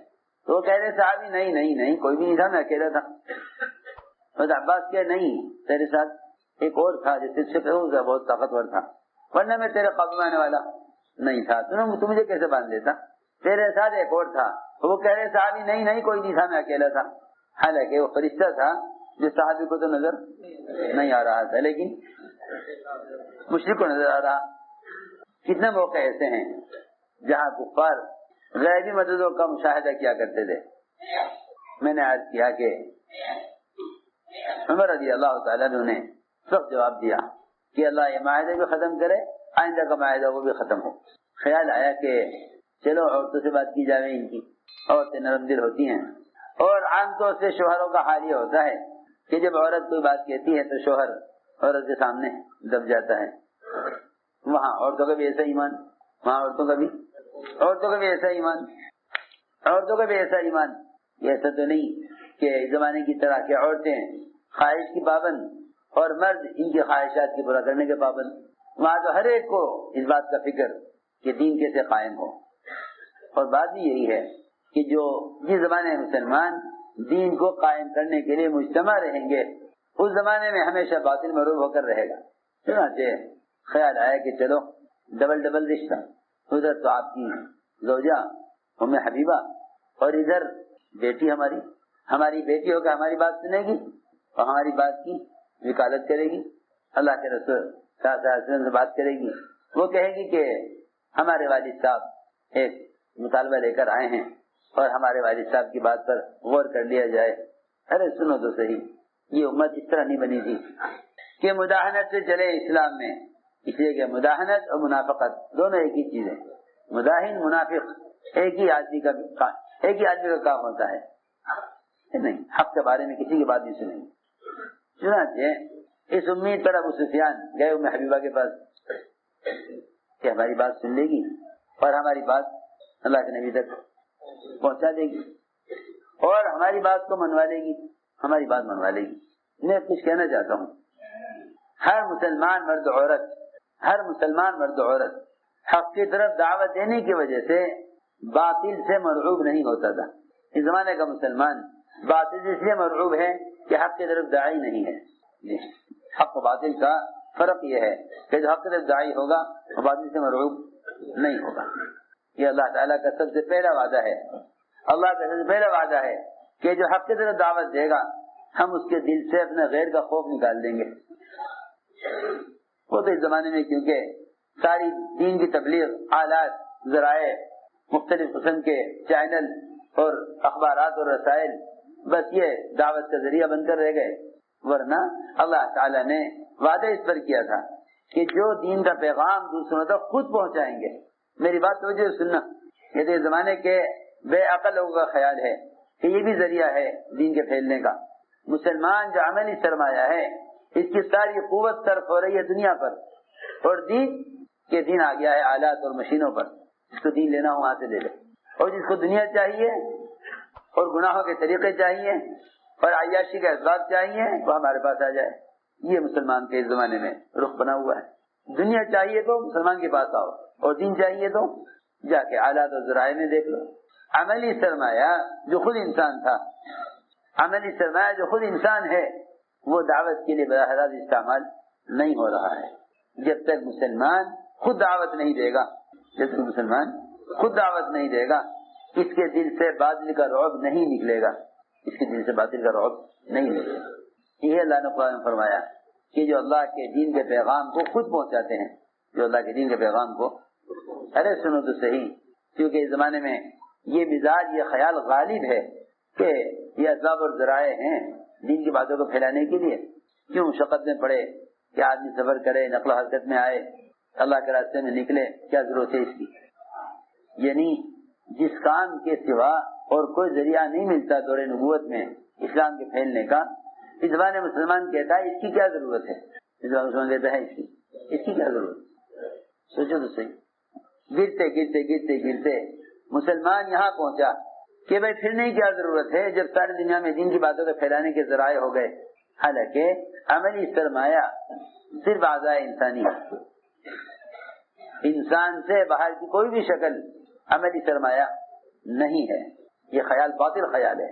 یہ خیال باطل خیال ہے کہ باہر کے آلات عملی سرمایہ ہیں. عملی سرمایہ اعضاء انسانی ہے. چنانچہ میں عرض کر رہا تھا کہ اللہ رب العزت دین کا پیغام خود پہنچانے والوں کو کے دلوں سے اپنا غیر کا خوف نکال دیتے ہیں. الذین یبلغون رسالات اللہ ویخشونہ ولا یخشون احدا الا اللہ. دعوت پر سب سے بڑی مدد پہلی مدد یہ ہوتی ہے کہ اللہ مسلمان کے دل سے باطل کا رعب نکال دیتے ہیں. مسلمان کے دل سے باطل کا رعب. حضور اکرم صلی اللہ علیہ وسلم کو قتل کرنے کے لیے دیہاتی نے عربی نے درخت سے تلوار اٹھا لی. آپ پر تلوار سوکھ لی. کوئی نہیں تھا, اکیلے آپ. اس نے کہا کہ آپ کو کون بچائے گا؟ کون بچائے گا؟ اللہ بچائیں گے, اللہ بچائیں گے. وہ اتنا کانپنے لگا اور اس کے ہاتھ سے تلوار ٹوٹ گئی. آپ نے تلوار اٹھائی. تلوار اٹھا کر آپ نے فرمایا کہ اب تو بتا تجھے کون بچائے گا؟ اس کا مطلب یہ نہیں تھا کہ میں غالب آ گیا تجھ پر. اس کا مطلب یہ تھا کہ جس طرح میں نے تجھے کہا تھا کہ اللہ بچائیں گے, تجھے بھی یہ کہنا چاہیے کہ اللہ بچائیں گے. اب تجھے کون بچائے گا؟ تو اس نے فوراً یہ کہا کن خیر آخر, آپ تو اچھا معاملہ کریں, آپ تو اچھا معاملہ کریں, آپ تو بہت اچھے ہیں, آپ تو ہمارے ساتھ اچھا معاملہ کریں. میں اس کو کہہ رہا تھا کہ غیبی نصرت کی سب سے بہترین شکل اور غیبی مددوں کا سب سے بڑا انعام اللہ کی طرف سے یہ ہے کہ اللہ تعالیٰ مسلمانوں کے دل سے غیر کا خوف نکال دیتے ہیں.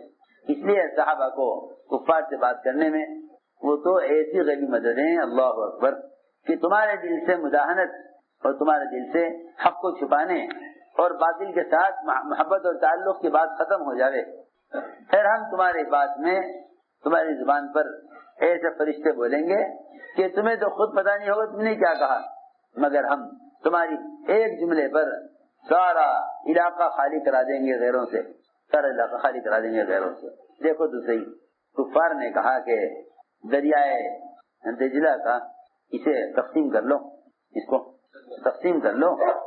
ادھر کی زمین ادھر کا دریا آپ کا, ادھر کی زمین ادھر کا دریا ہمارا, ادھر کی زمین ادھر کا دریا آپ کا, آدھا دریا اور ادھر کی زمین ہماری.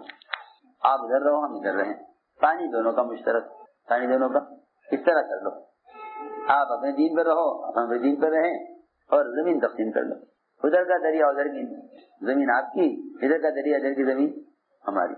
تو ایک صحابی نے کہہ دیا ایک مشرک سے کہ ہم تو اپنی زمین کا پھل تمہارے یہاں کے جنگل میں فلاں پہاڑ کے اندر جو شہد لگا ہوا ہے اس کے ساتھ ملا کر کھائیں گے.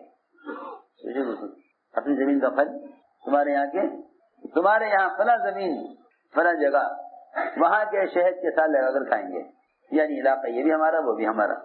یہ انہوں نے یہ کہا تو ایک مشرک نے ان صحابی کی یہ بات سن کر جا کر سارے کفار کو جمع کر کے کہا کہ بھائی وہ تو یہ کہہ رہے ہیں, وہ تو حالانکہ یہ بات سارے مسلمانوں کی طرف سے نہیں تھی. ایک مسلمان نے کہی, صرف ایک مسلمان نے کہی یہ بات. چنانچہ روایت میں ہے کہ سارے کفار وہاں سے پورا علاقہ چھوڑ کر بھاگتے ہیں. وہ دیکھ رہے کہ کیا ہو گیا, سب بھاگ رہے, یہ کہاں بھاگ رہے, سب علاقہ چھوڑ کے چلے. پوچھا گیا کہ کیا ہوا, تو انہوں نے کہا ایک بڑی میاں تھے مشرکین میں جس سے بھاگا نہیں جا رہا تھا, تو اس کو ایک صحابی نے پکڑ لیا. پوچھا بھائی کیا بات ہو گئی تمہارے درمیان, کیوں بگڑ مچ گئی, کیوں بھاگ رہے سب؟ اس نے کہا کہ جی آپ کی طرف سے ایسی بات آ گئی ہے کہ آپ ہم اس علاقے میں نہیں رہ سکتے. یہ کیا ہوا کہ آپ کے فلاں آدمی نے یہ بات کہی ہے کہ ہم ادھر کے پھل کو آپ یہاں کے شہر کے ساتھ لا کر کھائیں گے. اتنی سی بات. ان صحابی کو پکڑا صحابہ نے, ارے بھائی تم نے کیا کہہ دیا, سارا علاقہ خالی ہو گیا تمہاری ایک بات پر, کیا کہہ دیا؟ اس نے کہا میں تو کچھ بھی نہیں کہا. کہ تم نے فلاں مشرک سے یہ نہیں کہا؟ کہا نہیں میری تو ملاقات ہی نہیں ہوئی اس سے, یہ بات تم نے نہیں کہی، یہ بات میں نے کہی نہیں، تو پہلی مرتبہ سن رہا ہوں۔ روایت میں ہے کہ فرشتہ ان کی زبان پر آ کر بولا تھا، فرشتہ، اس فرشتے کی بات سے میں نہیں سنی، اس فرشتے کی بات صرف ایک مشرک نے سنی، اس نے جا کر نقل کی، اس بات کا اتنا زیادہ اثر تھا کہ ساری قوم نے علاقہ چھوڑ دیا، ساری قوم نے علاقہ چھوڑ دیا، پورا علاقہ فتح ہو گیا ایک مسلمان کے کہنے پر کہ ساری زمین ہماری ہے، ادھر کی بھی ادھر کی بھی، ادھر جگہ کا وہ کنارہ بھی ہمارا، یہ کنارہ بھی ہمارا، ہم ادھر کے پھل کو ادھر کے شہد کے ساتھ لگا کر کھائیں گے۔ میں یاد کر رہا تھا ہمارے قلوب اغیار سے متاثر ہیں، صرف اس لیے، وہ صرف اس لیے ہیں کہ دو باتیں ہیں، ایک تو عبادات میں غفلت اور دوسرے دعوت سے بے تعلقی، دعوت سے بے تعلقی۔ دعوت اللہ کی مدد کے آنے کا اصل سبب ہے۔ تو میرے دوستوں عزیزوں، ایسی امت دعوت المجتمع تھی کہ عورتوں کے قلوب بھی اغیار سے متاثر نہیں ہوتے تھے۔ باپ نے آ کر بیٹی کو سمجھایا، ام حبیبہ کو، کہ دیکھو بھائی بات یوں ہے کہ ہم صلح کی مدت میں اضافے کے لیے آئے ہیں، تم ذرا بات کر لو محمد صلی اللہ علیہ وسلم سے۔ جیسے وہ سفیان گھر میں داخل ہوئے ام حبیبہ کے یہاں، سب سے پہلے بستر موڑا انہوں نے، بستر بچھا ہوا تھا چارپائی پر، بستر لپیٹ دیا۔ ارے یہ کیا کر رہی کہ ہاں آپ مشرک ہیں، گندے ہیں، ناپاک ہیں، اور یہ اللہ کے نبی کا بستر ہے، اس پر آپ نہیں بیٹھ سکتے۔ ہاں یہ نہیں کہ باپ کے اکرام کریں گھر میں آپ کی بستر پر، کہ نہیں یہ اللہ کے نبی کا بستر ہے، پاک ہے، اور تو ناپاک ہے، مشرک ہے، نجس ہے، اس پر نہیں بیٹھ سکتا۔ چلو یہ برداشت کر لیا، بیٹھ گئے۔ بیٹھ کے بات شروع کی کہ تم ذرا یہ کہو کہ صلح کی مدت میں اضافہ ہو جائے۔ سخت جواب دیا، کہ نہیں، حکم اللہ کے رسول کا چلے گا، حکم اللہ کے رسول کا چلے گا۔ میں نے ساری بات یہ سمجھانے کے لیے عرض کی ہے کہ اگر مسلمان کسی ایک حکم میں بھی، کسی ایک امر میں بھی غیروں کی اطاعت کر بیٹھے اللہ کے رسول کے حکم کے مقابلے میں، تو مسلمانوں کی ذلت کے لیے، اس لیے کہ عمر حضرت فرمایا کرتے تھے کہ اگر ہم نے کسی ایک معمولی کام میں بھی غیروں کے طریقوں میں عزت محسوس کی اور اس کا ارادہ کیا تو اللہ ہمیں ذلیل کر کے رہیں گے۔ یہ نہیں کہ میاں 50% دین تو ہے، اس سے عزت مل جائے۔ اور یہ کب کہی تھی تمہارے نے بات؟ یہ بات ہمارے نے کب کہی تھی؟ نعوذ باللہ، نعوذ باللہ، کسی فریضے کے چھوڑنے پر نہیں، یا کسی واجب کے چھوڑنے پر نہیں، بلکہ جب ملک شام میں حضرت عمر داخل ہونے لگے اور وہاں کی فوجیں اور وہاں کے لوگ حضرت عمر کے استقبال کے لیے سارے حدود پر منتظر تھے کہ حضرت عمر امین آ رہے ہیں، تو حضرت عمر کے کپڑوں میں 18 پیوند تھے، 18 پیوند لگے ہوئے تھے۔ عبدالرحمن بن عوف رضی اللہ تعالیٰ عنہ نے کہا، امیر المومنین، آپ سارے مسلمانوں کے بادشاہ ہیں، سارے مسلمانوں کے خلیفہ اور امیر ہیں، اس وقت یہاں ملک شام کے لوگ بڑے اچھے اچھے کپڑوں میں، بڑے ترکی گھوڑوں میں اور بڑے جو ہے کر و فر سے آپ کا استقبال کریں گے۔ آپ کو چاہیے کہ اس وقت آپ اپنا کرتا بدل دیں، اس وقت کرتا بدل دیں، تاکہ کم سے کم یہاں کے لوگ دیکھ کر مرعوب ہوں کہ امیر المومنین تشریف لائے ہیں، ورنہ لوگ سمجھیں گے کہ مسلمان فقیر ہیں اور مسلمانوں کے پاس کچھ ہے نہیں، تو اس سے تھوڑی سی عزت۔ آج کل کے لوگوں کا خیال یہی ہے کہ مسلمان پہلے اپنی حیثیت بنائے، پہلے دنیا پڑھے، دنیا پڑھ کر سائنس میں ترقی کرے، پھر غیروں کو معروف کرے کہ ہاں سائنس کا جہل تمہارے پاس نہیں، ہمارے پاس بھی ہے۔ اس زمانے کے مسلمانوں کو دھوکہ لگا ہے کہ جو کچھ غیر کر رہے ہیں اس میں تم کمال حاصل کرو، پہلے جو کچھ غیر کر رہے ہیں پہلے تم اس میں کمال حاصل کرو، تاکہ تم ان کے ٹکر کے ہو جاؤ۔ ارے سنو تو صحیح، ان کے ٹکر کے ہو جاؤ، پھر وہ تم سے مرعوب ہوں گے۔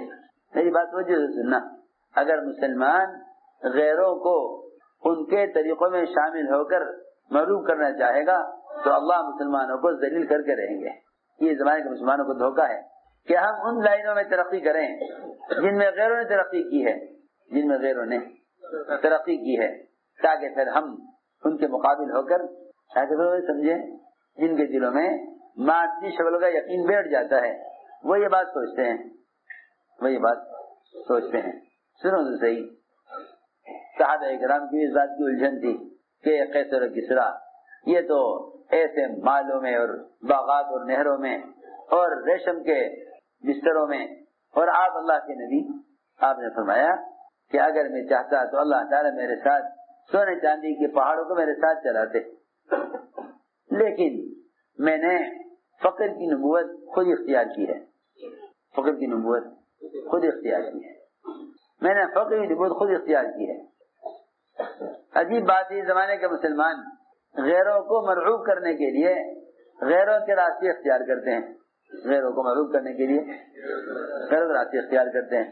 قارون کے مال اور زر کو اور اس کے عہدے اور اس کے منصب کو دیکھ کر تمنا کی لوگوں نے, یا مسلم یا قارون, جیسے آج کے مسلمان تمنا کرتے ہیں پہلے مسلمان کے پاس وہ سب کچھ ہونا چاہیے جو غیروں کے پاس ہے, تب مسلمان غیروں سے مقابلے میں کامیاب ہوں گے.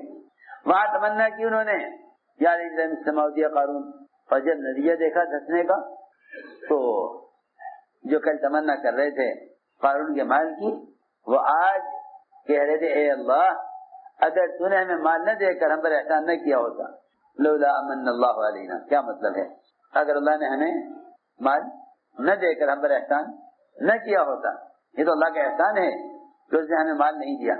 اس زمانے کے لوگ تو یہی سمجھتے ہیں کہ بھئی اللہ کا احسان ہے کہ اس نے عہدے اور مال مسلمانوں کو دے دیا. وہ نتیجہ دے کر کہنے لگے لولا امن اللہ علینا لخسف بنا, اگر اللہ نے ہم پر ہمیں مال نہ دے کر احسان نہ کیا ہوتا تو آج ہم بھی دھسائے جاتے اس کے ساتھ. چنانچہ میں عرض کر رہا تھا کہ مسلمان غیروں کو مرعوب کرنے کے لیے غیروں کے طریقے اختیار کر رہا ہے. حالانکہ عمر رضی اللہ تعالیٰ کو جب یہ کہا گیا اے مومنین اس وقت دو کام کر لیجئے, ایک تو آپ جس اونٹ پر آپ آئے ہیں اس کو چھوڑ دیجئے, اس کو چھوڑ دیجئے. یہاں ترکی گھوڑے ہیں بڑے عمدہ قیمتی, اس پر آپ جائیں تو ذرا لوگوں کو پتہ چلے گا ہاں بھائی یہ مسلمانوں کے امیر ہیں. دوسرا کام یہ کریں کہ آپ کرتا بدل دیجئے, کرتا بدل دیجئے. حضرت نے فرمایا اے عبد الرحمن اگر تیرے علاوہ کوئی نیا صحابی یا کوئی نیا آدمی, نیا مسلمان جو ابھی کفر کے ماحول سے آیا ہے اور اسلام کی مزاج سے اور سنت کی سادگی سے واقف نہیں ہے, اگر وہ یہ بات کہتا تو تم اس کی بات کی طرف توجہ نہ دیتا, سوچتا کہ بیچارہ اسلام میں نیا ہے, اس پر اپنے کفر کے ماحول کا اثر ہے, اس لیے کہہ رہا ہے کہ کرتا بدل دیجئے. مجھے تعجب تجھ پر ہے کہ تیرے جیسا پرانا آدمی اسلام کے مزاج سے واقف, وہ مجھے کہہ رہا کرتا بدلنے کو. کہا کہ حضرت نے عرض کیا کہ ہماری رائے ہے اور آپ یہ کرتا دے دیجیے, پھٹا ہوا ہے, ہم اس کو سلوا دیتے ہیں, اس کو ہم سلوا یہ پہن لیجیے, یہ اتار دیجیے. اس طرح کر کے حضرت عمر کو تیار کیا. کرتا ابھی حضرت عمر کے گلے سے نیچے نہیں اترا تھا, نیا کرتا. حضرت عمر نے فرمایا فوراً کرتے کو واپس نکالا اور فرمایا کہ ابھی یہ نیا کرتا میرے گلے سے نیچے نہیں اترا تھا کہ میرے دل کی کیفیت بدل گئی, میں اپنی دل کی کیفیت کو بدلا ہوا محسوس کر رہا تھا, میں اپنی دل کی کیفیت کو بدلا ہوا محسوس کر رہا تھا. فوراً عمر رضی اللہ تعالیٰ عنہ نے وہ کرتا نکالا نیا اور اپنا پرانا کرتا پہن لیا. اب آگے داخل ہونے لگے تو وہاں والے سواری لائے کہ جی ان کا دل خوش ہو جائے گا, ان کا دل. ہاں دیکھو میری بات یاد رکھو, اللہ کے غیر کو راضی کرنے کے شوق میں ہی ساری بے دینی آتی ہے. آج کے لوگ بے دینی اختیار کر لیتے ہیں تعریف قلب کے لیے, لوگوں کو خوش کرنے کے لیے, دل جوڑنے کے لیے. سنو تو صحیح, شادیوں میں دوستوں کی بات مان لو گے, سنتوں کو چھوڑ دو گے کہ بھئی ابھی ان کا ذہن نہیں بنا ہے. یہ شیطان کا بہت بڑا دھوکہ ہے, ابھی ان کا ذہن نہیں بنا ہے. اگر ہم یہ کہیں گے کیوں نہ کرو تو یہ کہیں گے کہ بے تعلق ہو جاؤ, ابھی ان کا ذہن نہیں بنا ہے. بیوی کی ہر بات مان رہا ہے, سنا خلاف سنت, کیا بھی ذہن نہیں بنا ہے. یہ ذہن کے بننے کا انتظار نہیں کر رہا, یہ ذہن کے بگڑنے کا انتظام کر رہا. یہ ذہن بننے کا انتظار نہیں کر رہا بلکہ ذہن کے بگڑنے کا انتظام کر رہا ہے کہ ہاں پہلے ذہن بنا دو کہ گھر میں کوئی چیز بھی سنت کے مطابق نہ ہوگی, پھر تم کہو گے کہ سنت پر آ جاؤ؟ تو کہا نہیں جی ہم نے تو شروع سے یہی ماحول دیکھا ہے۔ عبداللہ بن عمر نے حضرت عمر کو کھانے پر روک لیا، وہاں کھانا خلاف سنت، حضرت عمر کھڑے ہو گئے دسترخوان سے، کہا کیوں امین کیا بات ہے، کھانا خلاف سنت ہے، یہاں تو حرام کے کھانے سے بھی کوئی پریشانی نہیں ہے، وہاں گوشت اور گھی ساتھ بنا ہوا ہے۔ فرمایا گوشت مستقل کھانا ہے، روٹی پر سوکھا گوشت رکھ کر یا ابلا ہوا گوشت یا آگ پر بھنا ہوا گوشت روٹی کے ساتھ کھایا جا سکتا ہے، مستقل سالن ہے، اور گھی مستقل سالن ہے، سنت بھی ہے، سنت بھی ہے۔ تو حضور اکرم صلی اللہ علیہ وسلم روٹی پر گھی لگا کر اور اس پر کالی مرچ چھڑک کر، یہ آپ کا کھانا سب سے زیادہ محبوب تھا، آپ کا کھانا یہ سب سے زیادہ محبوب کھانا تھا۔ ایمن سے کہا گیا کہ ہمیں وہ کھانا کھلائیے جو کھانا آپ کو پسند تھا۔ انہوں نے کہا کہ وہ کھانا تمہیں کو کہاں اچھا لگے گا، کہ نہیں ہمیں وہی کھانا کھانا ہے جو کھانا مسنون ہے اور آپ کو محبوب ہے۔ انہوں نے جو اٹھائے تھوڑے سے پیسے، ان میں بھوک ماری، جو اڑ گیا اڑ گیا، جو رہ گیا اسے گوند لیا، ٹکیا بنائی روٹی کی، اس پر تیل لگایا اور اس پر کالی مرچ چھڑک کر دیا، کہا کہ یہ کھانا حضور اکرم صلی اللہ علیہ وسلم کو سب سے زیادہ محبوب تھا۔ ہم آج وہ کھانے کھاتے ہیں جو کھانے کبھی صحابہ کرام نے دیکھے نہیں، وہ کھانے کبھی صحابہ نے دیکھے نہیں۔ ایک پیالی کے اندر سرکہ بھی رکھ لیں گے، ایک پیالی میں کیا رکھ لیں گے دسترخوان پر؟ سرکہ، خل، سرکہ بھی رکھ لیں گے کہ بھائی سرکہ لاؤ، سرکہ لاؤ، کیونکہ سرکہ کھانا سنت ہے۔ حضرت فرماتے تھے یہ سنت نہ ہوگا، سارے خواہش کے کھانے جمع کر کے سرکہ رکھ لیا، یہ سنت نہیں۔ سنت تو جب ہوگا جب سرکے کے علاوہ دسترخوان اور کچھ نہ ہو۔ سنت کب ہوگا؟ جب سرکے کے علاوہ اور کچھ بھی نہ ہو۔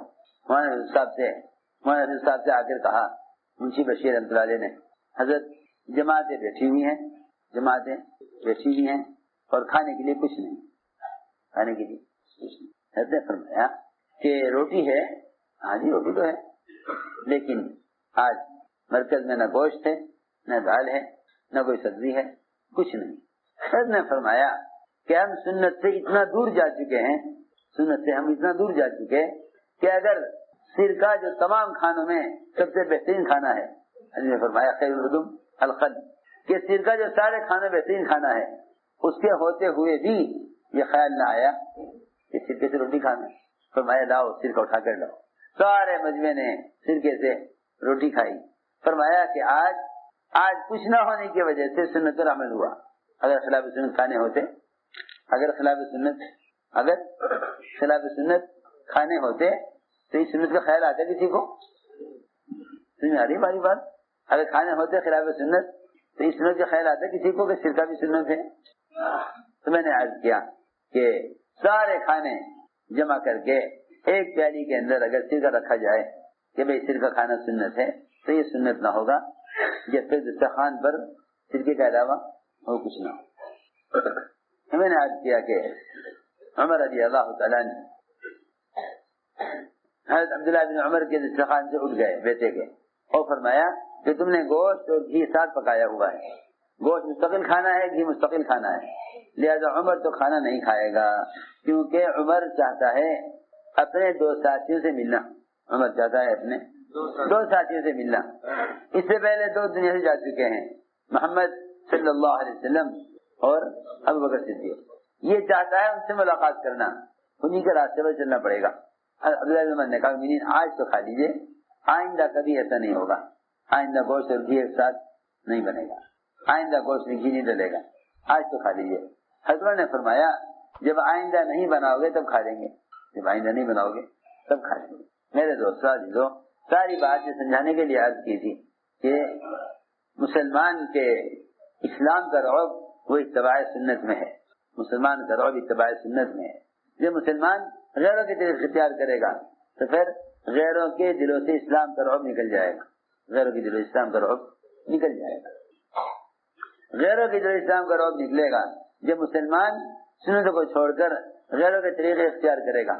چنانچہ عمر رضی اللہ تعالیٰ عنہ نے ترکی گھوڑا لایا کہ اس پر بیٹھے اور بیٹھتے ہی اتر گئے اور فرمانے لگے کہ میں نے سنا تو تھا کہ شیطان پر شیطان سوار ہوتا ہے، لیکن آج دیکھا پہلی مرتبہ کہ شیطان پر شیطان کیسے سوار ہوتا ہے۔ اس سے دوستو عزیزو، سب سے بنیادی بات یہ ہے کہ پورے دین پر چلنے کا عزم کرو، پورے دن میں چلنے کا عزم کرو، پورے دن میں چلنے کا عزم کرو، اس لیے کہ اللہ تعالیٰ کی کامیابی کا وعدہ کمال دین پر ہے، کامیابی کا وعدہ کمال دین پر ہے۔ ادخلوا فی السلم کافہ، اسلام میں پورے آ جاؤ، اسلام میں پورے داخل ہو جاؤ، اسلام میں پورے آ جاؤ۔ اللہ کا اسلام، اللہ کا دین جزوی نہیں ہے۔ یہ تو اس زمانے کے لوگوں کا غلط خیال ہے کہ میاں جتنا دین ہے کافی ہے، حالانکہ بات دنیا کے لیے تھی، جتنی دنیا ہے کافی ہے۔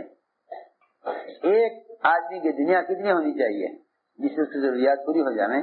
جو کہیں کہ دنیا میں گزارے کا اندازہ آدمی اپنی سواری سے کر لے۔ اللہ اکبر، 3 دن کی ساری دنیا ہے، 3 دن کی ساری دنیا ہے، 1 دن آنے کا، 1 دن رہنے کا، 1 دن واپسی۔ اور ایسے روٹ ہیں خود اپنے ملک میں، ایسے روٹ ہیں اپنے ملک میں کہ آدمی 3 دن ٹرین میں گزار لیتا ہے نہیں؟ کیوں بھائی 3 دن ٹرین میں گزار لیتا ہے۔ اب بتاؤ اس 3 دن میں کھانے کا، پینے کا، غسل کا، نماز کا، ضروریات زندگی کا کہ سارے تقاضے پورے ہو یا نہیں ہوئے؟ کون سے تقاضا ایسا ہے، کون سے تقاضا ایسا ہے ٹرین پورا نہیں ہوتا؟ بتاؤ۔ جس انسان کے بشری تقاضے ہیں وہ سارے بشری تقاضے سفر میں پورے ہو رہے ہیں۔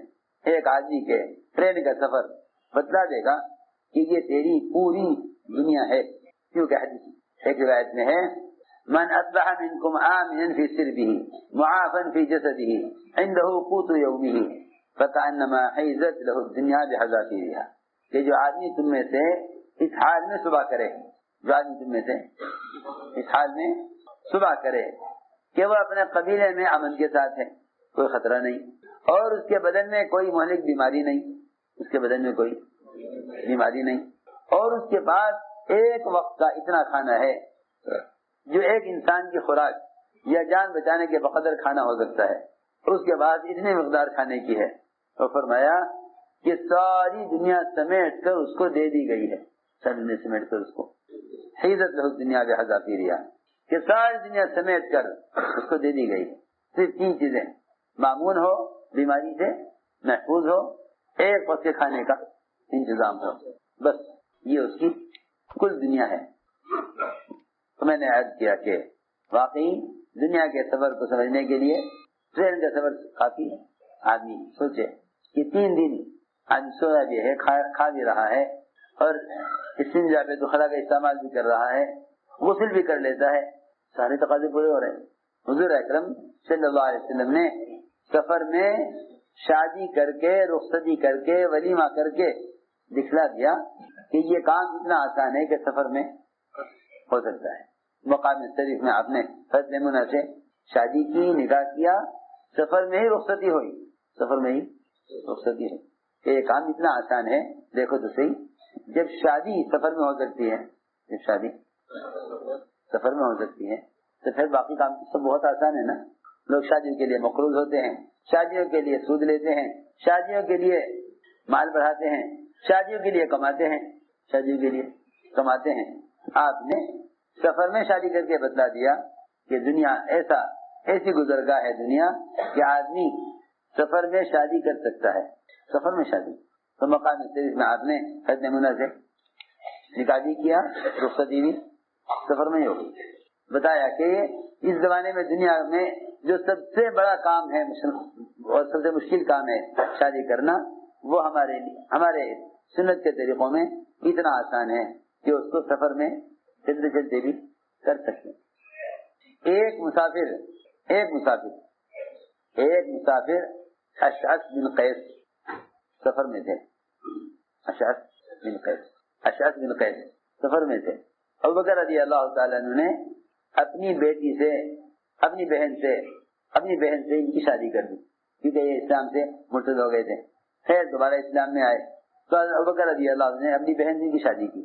انہوں نے وہاں سے شادی ہوتے ہی، نکاح ہوتے ہی ایک تلوار لی اور اونٹوں کے بازار میں گئے، اور پینٹ لگی ہوئی تھی اونٹوں کی، سارا مدینہ بازار اونٹوں سے بھرا ہوا تھا، قیمتی فربا عمدہ سے عمدہ اونٹ آتے تھے بکنے کے لیے، پینٹ لگتی ہے نا اونٹوں کی، کیوں بھائی بازار اونٹوں کا، ایک اونٹ بھی زندہ نہیں چھوڑا۔ مسلمانوں کی جتنے اونٹ تھے سب کاٹ دیے، سارے اونٹ مسلمانوں کے۔ سب کاٹ دیے، ایک اونٹ بھی زندہ نہیں چھوڑا۔ شور ہو گیا کہ اشعث دوبارہ مرتد ہو گئے اسلام سے، اتنا بڑا نقصان کر دیا مسلمانوں کا کہ کہا کہ مسلمان ہو گیا اور آگے مسلمانوں سے اونٹ سارے کاٹ ڈالے، دوبارہ مرتد ہو گئے۔ لوگ دوڑے ہوئے آئے المومنین، انہوں نے تو بڑا نقصان کر دیا مسلمانوں کا، دوبارہ مرتد ہو گئے۔ حضرت بکر بھی پریشان ہوئے، بلایا کیا اشعث کیا ہوا، کیا بات ہے، کیوں اسلام سے پھر گئے؟ کیا کیوں نعوذ باللہ اسلام سے پھر جاتا؟ تم نے بڑا نقصان کر دیا مسلمانوں کا، سارے اونٹ کاٹ ڈالے، جتنے بھی کھڑے ہوئے تھے بازار میں بکنے کے لیے آئے تھے، سارے مسلمان پریشان ہیں، اتنا نقصان کر دیا۔ کہا مومنین میں نے تو اعلان کر دیا ہے بازار میں کہ جو آدمی اپنے اونٹ کی جو قیمت چاہے آ کر مجھ سے لے لے۔ میں نے تو ولیمہ کیا ہے کہ مومنین نے میرا نکاح اپنی بہن سے کر دیا، میں نے تو کیا کیا ہے؟ ولیمہ کیا ہے، ولیمہ اعلان کر دیا، گوشت کھاؤ، بناؤ، کھلاؤ، تقسیم کرو۔ جتنے اونٹ کھڑے تھے سینکڑوں اونٹ بازار میں، سارے ایک بھی زندہ نہیں چھوڑا، سب کاٹ ڈالے، سب کاٹ ڈالے۔ اعلان کر دیا بازار میں کہ جو آدمی اپنے اونٹ کی جو قیمت چاہے وہ آ کر مجھ سے لے لے، اور پکاؤ اور کھاؤ اور کھلاؤ، کیونکہ ہم کیا کر رہے ہیں؟ ولیمہ کر رہے ہیں، اور یہ ہمارا چھوٹا ولیمہ ہے کیونکہ ہم سفر میں ہیں۔ اپنے علاقے میں ہوتے تھے اس سے بڑا ولیمہ کرتے، ابھی کیونکہ ہم سفر میں ہیں نا، یہ ہمیں اس لیے یاد کر رہا تھا۔ میرے دوستو عزیزو، بس بات یہ تھی کہ پورے دین کی دعوت دو، اس لیے کہہ سمجھتے تھے کہ اسلام کا جو حکم دعوت میں سے نکل جائے گا وہ عمل میں اور یقین میں سے نکل جائے گا۔ ابو ہریرہ رضی اللہ تعالیٰ نے فرمایا، حضرت ابو ہریرہ نے فرمایا کہ ایک حدیث کہ پڑوسی اپنے پڑوسی کو دیوار میں کیل ٹھوکنے سے نہ روکے، پڑوسی اپنے پڑوسی کو دیوار میں کیل ٹھوکنے سے، اسی بات پڑوسی کو دیوار میں کیل ٹھوکنے سے نہ روکے، اتنی سی بات۔ اور فرمایا کہ میں دیکھ رہا ہوں کہ تم لوگ اس حدیث سے غافل ہو، تم لوگ حدیث سے سنو، عجیب بات۔ فرمایا ہوا رضی اللہ عنہ، میں دیکھ رہا ہوں کہ تم لوگ اس حدیث سے غافل ہو گئے ہو، اور خدا کی قسم میں اس حدیث کو تمہارے درمیان زندہ کر کے رہوں گا۔ میں دیکھ رہا ہوں کہ تم اس حدیث سے غافل ہو گئے ہو، اور میں تمہارے درمیان زندہ کر کے رہوں گا کہ کوئی پڑوسی اپنے پڑوسی کو دیوار میں کیل لگانے سے نہ روکے۔ ایک دیوار بیچ کی، اپنے پڑوسی منع کر دے کہ نہیں دیوار کیل نہیں لگا سکتے، ایک اتنا سا معاشرے کی لائن کا ایک حکم، اخلاقی لائن کا حکم، اخلاقی لائن کا ایک حکم۔ حضرت ہمارے واللہ لارمین بین اکتافکم، کہ میں اس حدیث کو، اس پر عمل کو تمہارے درمیان زندہ کر کے رہوں گا۔ میں دیکھ رہا ہوں کہ تم اس حدیث سے غافل ہو رہے ہو۔ اتنی سی بات حضرت وہ ہے رضی اللہ تعالیٰ عنہ کو اگر عملی طور پر نظر نہیں آ رہی ہے تو وہ پریشان ہو رہے کہ دیکھو ایک حدیث اور ایک بات پر عمل، اس سے لوگ غافل ہو رہے ہیں۔ ایسا نہ ہو کہ یہ حدیث بھلا دی جائے اور پڑوسی کے لیے سہولت اور پڑوسی کے کام نہ آئے۔ تو میں نے عرض کیا کہ دین کا جو حصہ دعوت سے نکل جائے گا وہ عمل اور یقین میں سے نکل جائے گا۔ اس لیے فرمایا کہ پورے دین کی دعوت دو، پورے دین کی دعوت دو، پورے دین کی دعوت دو، اس لیے کہ دین کا جو حصہ جو حکم دعوت سے نکل جائے گا وہ یقین میں سے نکل جائے گا۔ پھر مسلمان ان احکام میں غیروں سے مرعوب ہو جائیں گے، غیروں سے مرعوب ہو جائیں گے، پھر مسلمان غیروں سے مرعوب ہو جائیں گے۔ جس لائن اسلام میں جس حکم کی دعوت چھوڑ دیں گے اس حکم کا یقین دل سے نکل جائے گا۔ پھر جب اس حکم کے خلاف قانون بنے گا تو مسلمان یہ کہیں گے بھائی ہم کیا کر سکتے ہیں، بھائی ہم کیا کر سکتے ہیں، ارے سبحان اللہ، تمہارے تو ہر حکم کے ساتھ اللہ کی مدد تھی، مگر اللہ کی مدد اس شرط پر ہے کہ تم اس کے دین کے مددگار ہوتے، تم اس کے دین کے مددگار ہوتے۔ اس لیے دوستو عزیزو، اس کا عزم کرو کہ انشاءاللہ ہم اپنی ذات سے پورے دین پر چلیں اور پورے دین کو قائم کرنے کی کوشش اور محنت کریں۔ اسے اللہ تعالیٰ سب سے پہلا انعام جو دیں گے نا، سب سے پہلا انعام وہ ہمارے دلوں سے اپنے غیر کا رعب نکال دیں گے۔ ایک انعام تو یہ ہوگا دعوت پر، دوسرا انعام یہ ہوگا کہ جب باطل اسلام کی کسی کے مقابل آئے گا تو اللہ باطل کے مقابلے پر خود آ جائیں گے، اللہ باطل کے مقابلے پر خود آ جائیں گے، یہ پکی بات ہے۔ اللہ کا باطل کے لیے کافی ہو جانا دعوت کی شرط پر ہے. قرآن حدیث سے بھرے ہوئے ہیں. اگر مسلمان دعوت پر نہیں آئے گا تو خدا کی قسم مسلمان غیروں کے مقابلے میں کبھی کامیاب ہو ہی نہیں سکتا. میری بات یاد رکھو، انفرادی عبادات بھی کافی نہیں ہیں غیروں کے مقابلے میں کامیاب ہونے کے لیے. انفرادی عبادات بھی ہرگز کافی نہیں ہیں غیروں سے مقابلے میں کامیاب ہونے کے لیے. اس لیے کہ اللہ تعالیٰ باطلی کے مقابلے پر آتے ہیں جب مسلمان دعوت پر آ جاتا ہے. اللہ باطل کے مقابلے میں جب آتے ہیں جب مسلمان دعوت پر آ جائے. اللہ نے قرآن میں شرط لگائی ہے ان تنصروا اللہ ینصرکم ویثبت اقدامکم. باطل کے قوانین کے مقابلے میں تمہارے قدموں کے دین پر جمائیں گے اور باطل کے خلاف مدد نازل فرمائیں گے اس شرط پر کہ تم دعوت پر آ جاؤ. یہ ہے بس ساری آیت کا خلاصہ. نہیں سمجھتے لوگ اس کو، لوگ نہیں سمجھتے اس کو. وہ سمجھتے ہیں کہ خیر کے اعمال خرچ کر دو، مسجد بنا دو، کنواں کھدوا دو، یہ بھی دین کی نصرت ہے؟ نہیں، یہ دین کی نصرت نہیں ہے. یہ تو دینداروں کی نصرت ہے، یا یہ کہو مسلمان کی نصرت ہے، یا یہ کہو کہ عام انسانوں کو فائدہ پہنچانے کے ذرائع ہیں. میں آپ سے قسم کھا کر کہہ سکتا ہوں اگر اللہ تعالیٰ حلال اور جائز طریقے پر ساری دنیا کا مال جدھر زمین کے اوپر اور نیچے ہے یہ سارا مال سمیٹ کر اللہ تعالیٰ ایک مخلص دیندار امانت دار مسلمان کو دے دیں، ایک مخلص امانت دار دیندار مسلمان کو ساری دنیا کی مالیت کا مالک بنا دیں اور وہ اس سارے مال کو خیر کے کاموں میں خرچ کر دے. وہ اس سارے مال کو خیر کے کاموں میں خرچ کر دے، مسجدیں بنوائے، خانقاہیں بنوائے، مدرسے بنوائے، کنویں کھدوائے، فری کا اسپتال بنوائے اور سارے مسلمان بیوہ یتیم مسکینوں کو مال دے اور ان کی ساری ضروریات کو پورا کرے. خدا کی قسم یہ آدمی ان سارے کام کو اخلاص کے ساتھ اس طرح کر لے کہ اللہ بھی اس سے راضی ہو جائے، تب بھی یہ آج دن صرف اللہ کے راستے میں نکل کر دعوت دینے والے کے برابر نہیں ہو سکتا. یہ پکی بات، یہ پکی بات، یہ پکی بات ہے. آج دن صرف، پورا دن نہیں، آدھا دن اللہ کے راستے میں نکل کر دوسروں کو عمل کی دعوت دے دے، اس کا درجہ، اس کا اجر اس سب سے زیادہ ہے. یہ بات پکی بات ہے. مشکات شریف کی شرح ہے مظاہر حق. مشکات شریف کی شرح ہے مظاہر حق. اس میں سنت اور بدعت کا فرق اور سنت اور بدعت کی تعریف میں یہ لکھا ہے علماء نے کہ اگر ساری امت جمع ہو کر محمد صلی اللہ علیہ وسلم کی وفات کے بعد سے لے کر قیامت تک ان سارے خیر کے کاموں میں لگ جائے، کنویں کھدوانے میں، مسجدیں بنانے میں، یتیم خانے تعمیر کرانے میں، زوایا تعمیر کرانے میں، تو ان ساری کوششوں کے قیامت تک کرنے کے وہ انوارات اور وہ اجر نہیں جو صرف حضور اکرم صلی اللہ علیہ وسلم کی استنجے کی لائن کی سنت میں ہے. جو نور کس میں ہے؟ آپ صلی اللہ علیہ وسلم کی استنجے کی لائن کی سنت ہے. ہماری بات توجہ سننی پڑے گی. استنجے کی لائن کی سنت میں جو انوارات ہیں وہ برکات، وہ انوارات اور وہ اجر ان تمام کوششوں میں نہیں ہے جو آپ کی وفات کے بعد سے لے کر قیامت تک کی جائیں. کیوں؟ اس لیے کہ وہ عمل جو آپ سے براہ راست ثابت ہے، جو عمل آپ سے براہ راست ثابت ہے، اس عمل کے برابر کوئی مجاہدہ، اس عمل کے برابر کوئی عمل نہیں ہو سکتا.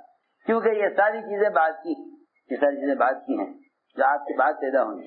لیکن ایک استنجے کی لائن کی سنت جو آپ سے براہ راست ثابت ہے اس کا کوئی بدل نہیں.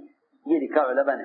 اگرچہ وہ بعد کی چیزیں اچھی ہیں، لوگوں کے کام آنے والی ہیں، لوگوں کے کام آنے والی ہیں، لیکن ان ساری خیر کے کاموں کے اندر اور اس سارے مال کے خرچ کرنے میں وہ اجر اور وہ نور نہیں ہے جو میں نے عرض کیا. صرف آج دن اللہ کے راستے میں نکل کر دوسروں کو خیر کی طرف بلانے اور دعوت دینے میں ہے.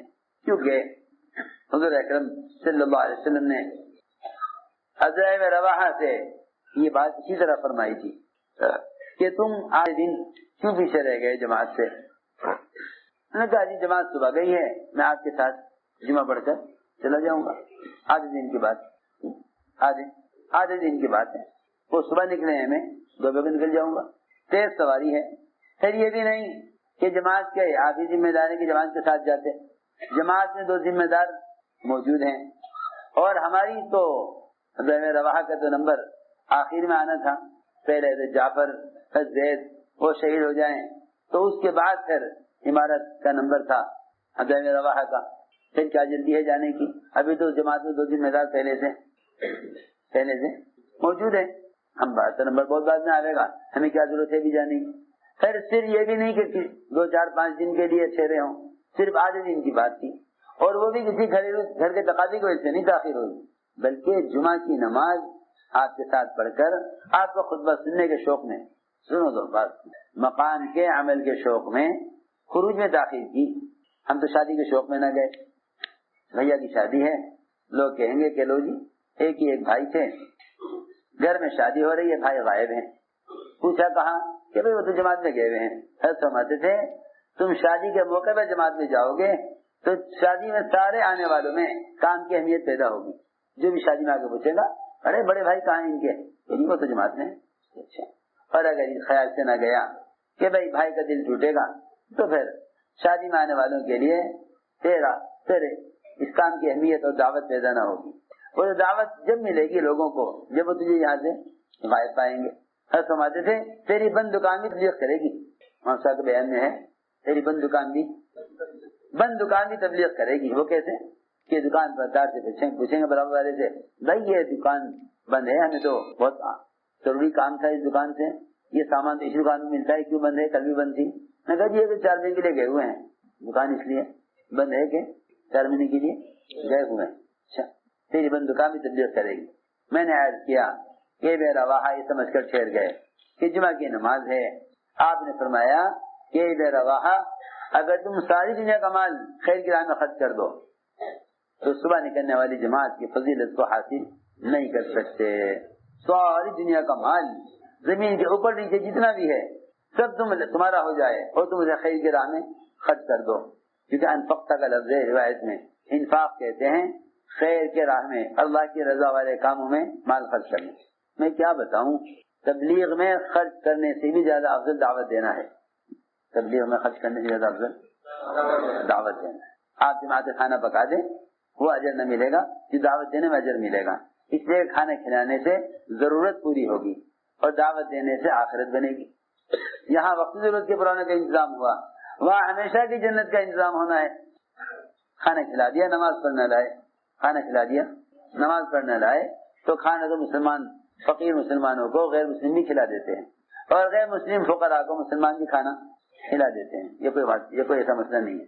میں یاد کرنا چاہتا تھا کہ اللہ کے راستے کے نفع و خروج کے برابر کوئی عمل نہیں ہے. آپ نے صاف فرما دیا.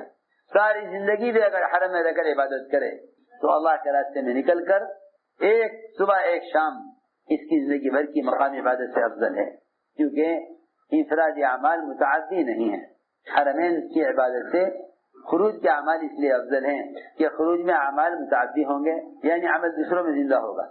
یا حرمین میں رہ کر عبادت کرے گا تو شخصی اجر ملے گا، اللہ کے راستے میں نکل کر عمل کرے گا تو اجتماعی اجر ملے گا. کیونکہ 4 لائن کے ہیں عمل کرنے والے، 4 لائن کے لوگ ہیں عمل کرنے والے، انبیاء، صدیقین، شہداء اور آخر میں صالحین. ان 4 لائنوں میں اسی پر اللہ کا انعام ہے. ان میں اکثریت محنت کرنے والوں کی ہے، اکثریت محنت کرنے والوں کی ہے.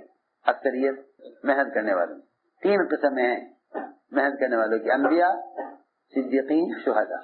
یہ 3 قسم ہیں محنت کرنے والے، دعوت دینے والے. انبیاء، صدیقین، شہداء، یہ 3 قسم دعوت دینے والوں کی ہے. ایک قسم صالحین کی ہے، یہ عبادت کرنے والوں کی قسم ہے. معلوم ہوا کہ 4 قسم کے لوگوں پر اللہ کا انعام ہے، جن میں اکثریت محنت کرنے والوں کی، انبیاء، صدیقین، شہداء. سمجھتے تھے جس شہر میں ان 3 لائنوں کی محنت کرنے والے ہوں گے اس شہر میں صلحاء زندہ ہو جائیں گے.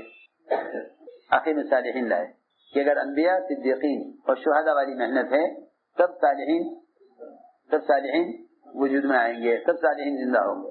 اور اگر انبیاء، صدیقین، شہداء والی محنت نہیں ہے تو صالحین نظر نہ آئیں گے. دیکھ لیجیے آپ امت کا نام لانا چھوڑ دیں تو کوئی نیک آدمی باقی رہے گا؟ جب امت نمازی چھوڑ دے گی تو اسلام تو مسلمان ہی نہ رہے گی. جو مسلمان ہی نہ رہے گا وہ صالحین میں کہاں سے ہو جائے گا؟ سمجھ آ رہی بات؟ یہ تھی. اس لیے فرمایا کہ اللہ کے راستے میں نکل کر دعوت دینا یہ تمام خیر کے کاموں سے اونچا ہے، اس لیے کہ سارے خیر کے کاموں کو وجود میں لانے کی محنت ہے. اسے میں نے عرض کیا تھا کہ اگر کسی شخص کو ساری دنیا کی حکومت دے دی جائے اور وہ سارے مال کو اللہ کے رضا والے کام میں صرف کر دے، خرچ کر دے، لیکن آدھے دن اللہ کے راستے میں نکل کر دعوت دینے والے کے برابر نہیں ہو سکتا. اسے میرے دوستوں عزیزوں اپنے آپ کو محنت کے میدان میں اتارو، اپنے آپ کو محنت کے میدان میں اتارو اور عزم کرو کہ انشاءاللہ ہمیں موت تک اس کام کو، کہ مسئلہ اپنی ذات کا نہیں ساری امت کا ہے، مسئلہ ساری امت کا ہے، ساری امت کا مسئلہ ہے. ساری دنیا بکھرے مسلمان ایک جسم کے اعضاء کی طرح ہیں، یہ فرمایا حدیث میں مثال دے کر. ساری دنیا بکھرے مسلمان ایک جسم کے اعضاء کی طرح ہیں، ایک جسم کے اعضاء کی طرح ہیں. پیر کے انگوٹھے کا زخم پیر کا زخم نہیں، پورے بدن کا زخم ہے. اس لیے اگر امریکہ میں قاضی نماز چھوڑ رہا ہے تو ہندوستان کا مسلمان ایسے بے چین ہو جیسے پیر کے زخم سے پورا بدن بے چین ہوتا ہے، آنکھ جاگتی ہے. لیکن اس زمانے میں یہ خارج پڑ چکا ہے مسلمانوں پر کہ ایک ملک کی بے دینی سے دوسرا ملک متاثر نہیں ہے. اس سے معلوم ہو گیا اس حدیث کا اصل مطلب یہ تھا کہ ایک مسلمان اگر بے دینی کی طرف جا رہا تو سارے مسلمان اس سے پریشان ہوں اور بے چین ہوں. جیسے پیر کے انگوٹھے میں زخم ہے تو سارا بدن سے متاثر ہو. بخار پورے بدن کو آئے گا لیکن پیر کو نہیں. بعض مرتبہ اگر اس زخم کی فکر نہ کی جائے تو بعض مرتبہ پورا پیر کاٹنے کی نوبت آ جاتی ہے کہ بھائی ایسا ہوتا ہے. ایک صاحب کی ٹانگ پوری کٹی ہوئی تھی، میں نے پوچھا کیسے، کہنے لگے جی ایک دانہ نکلا تھا، ایک چھوٹا سا دانہ پیر. تو ساتھ بیان عالم امیر حضرت جی مولانا سعد صاحب کا اس بیان کے متعلق آپ کی جو بھی رائے ہو آپ اپنے رائے ہمارے ساتھ ضرور شیئر کریں. پھر ملیں گے اسی طرح اور کوئی نئی بیان اور کوئی نئی اپڈیٹ کے ساتھ. جب تک آپ حضرات اپنی دعا میں ہمیں یاد رکھنا. اب آپ لوگ ہمیں دیں اجازت. السلام علیکم ورحمۃ اللہ وبرکاتہ.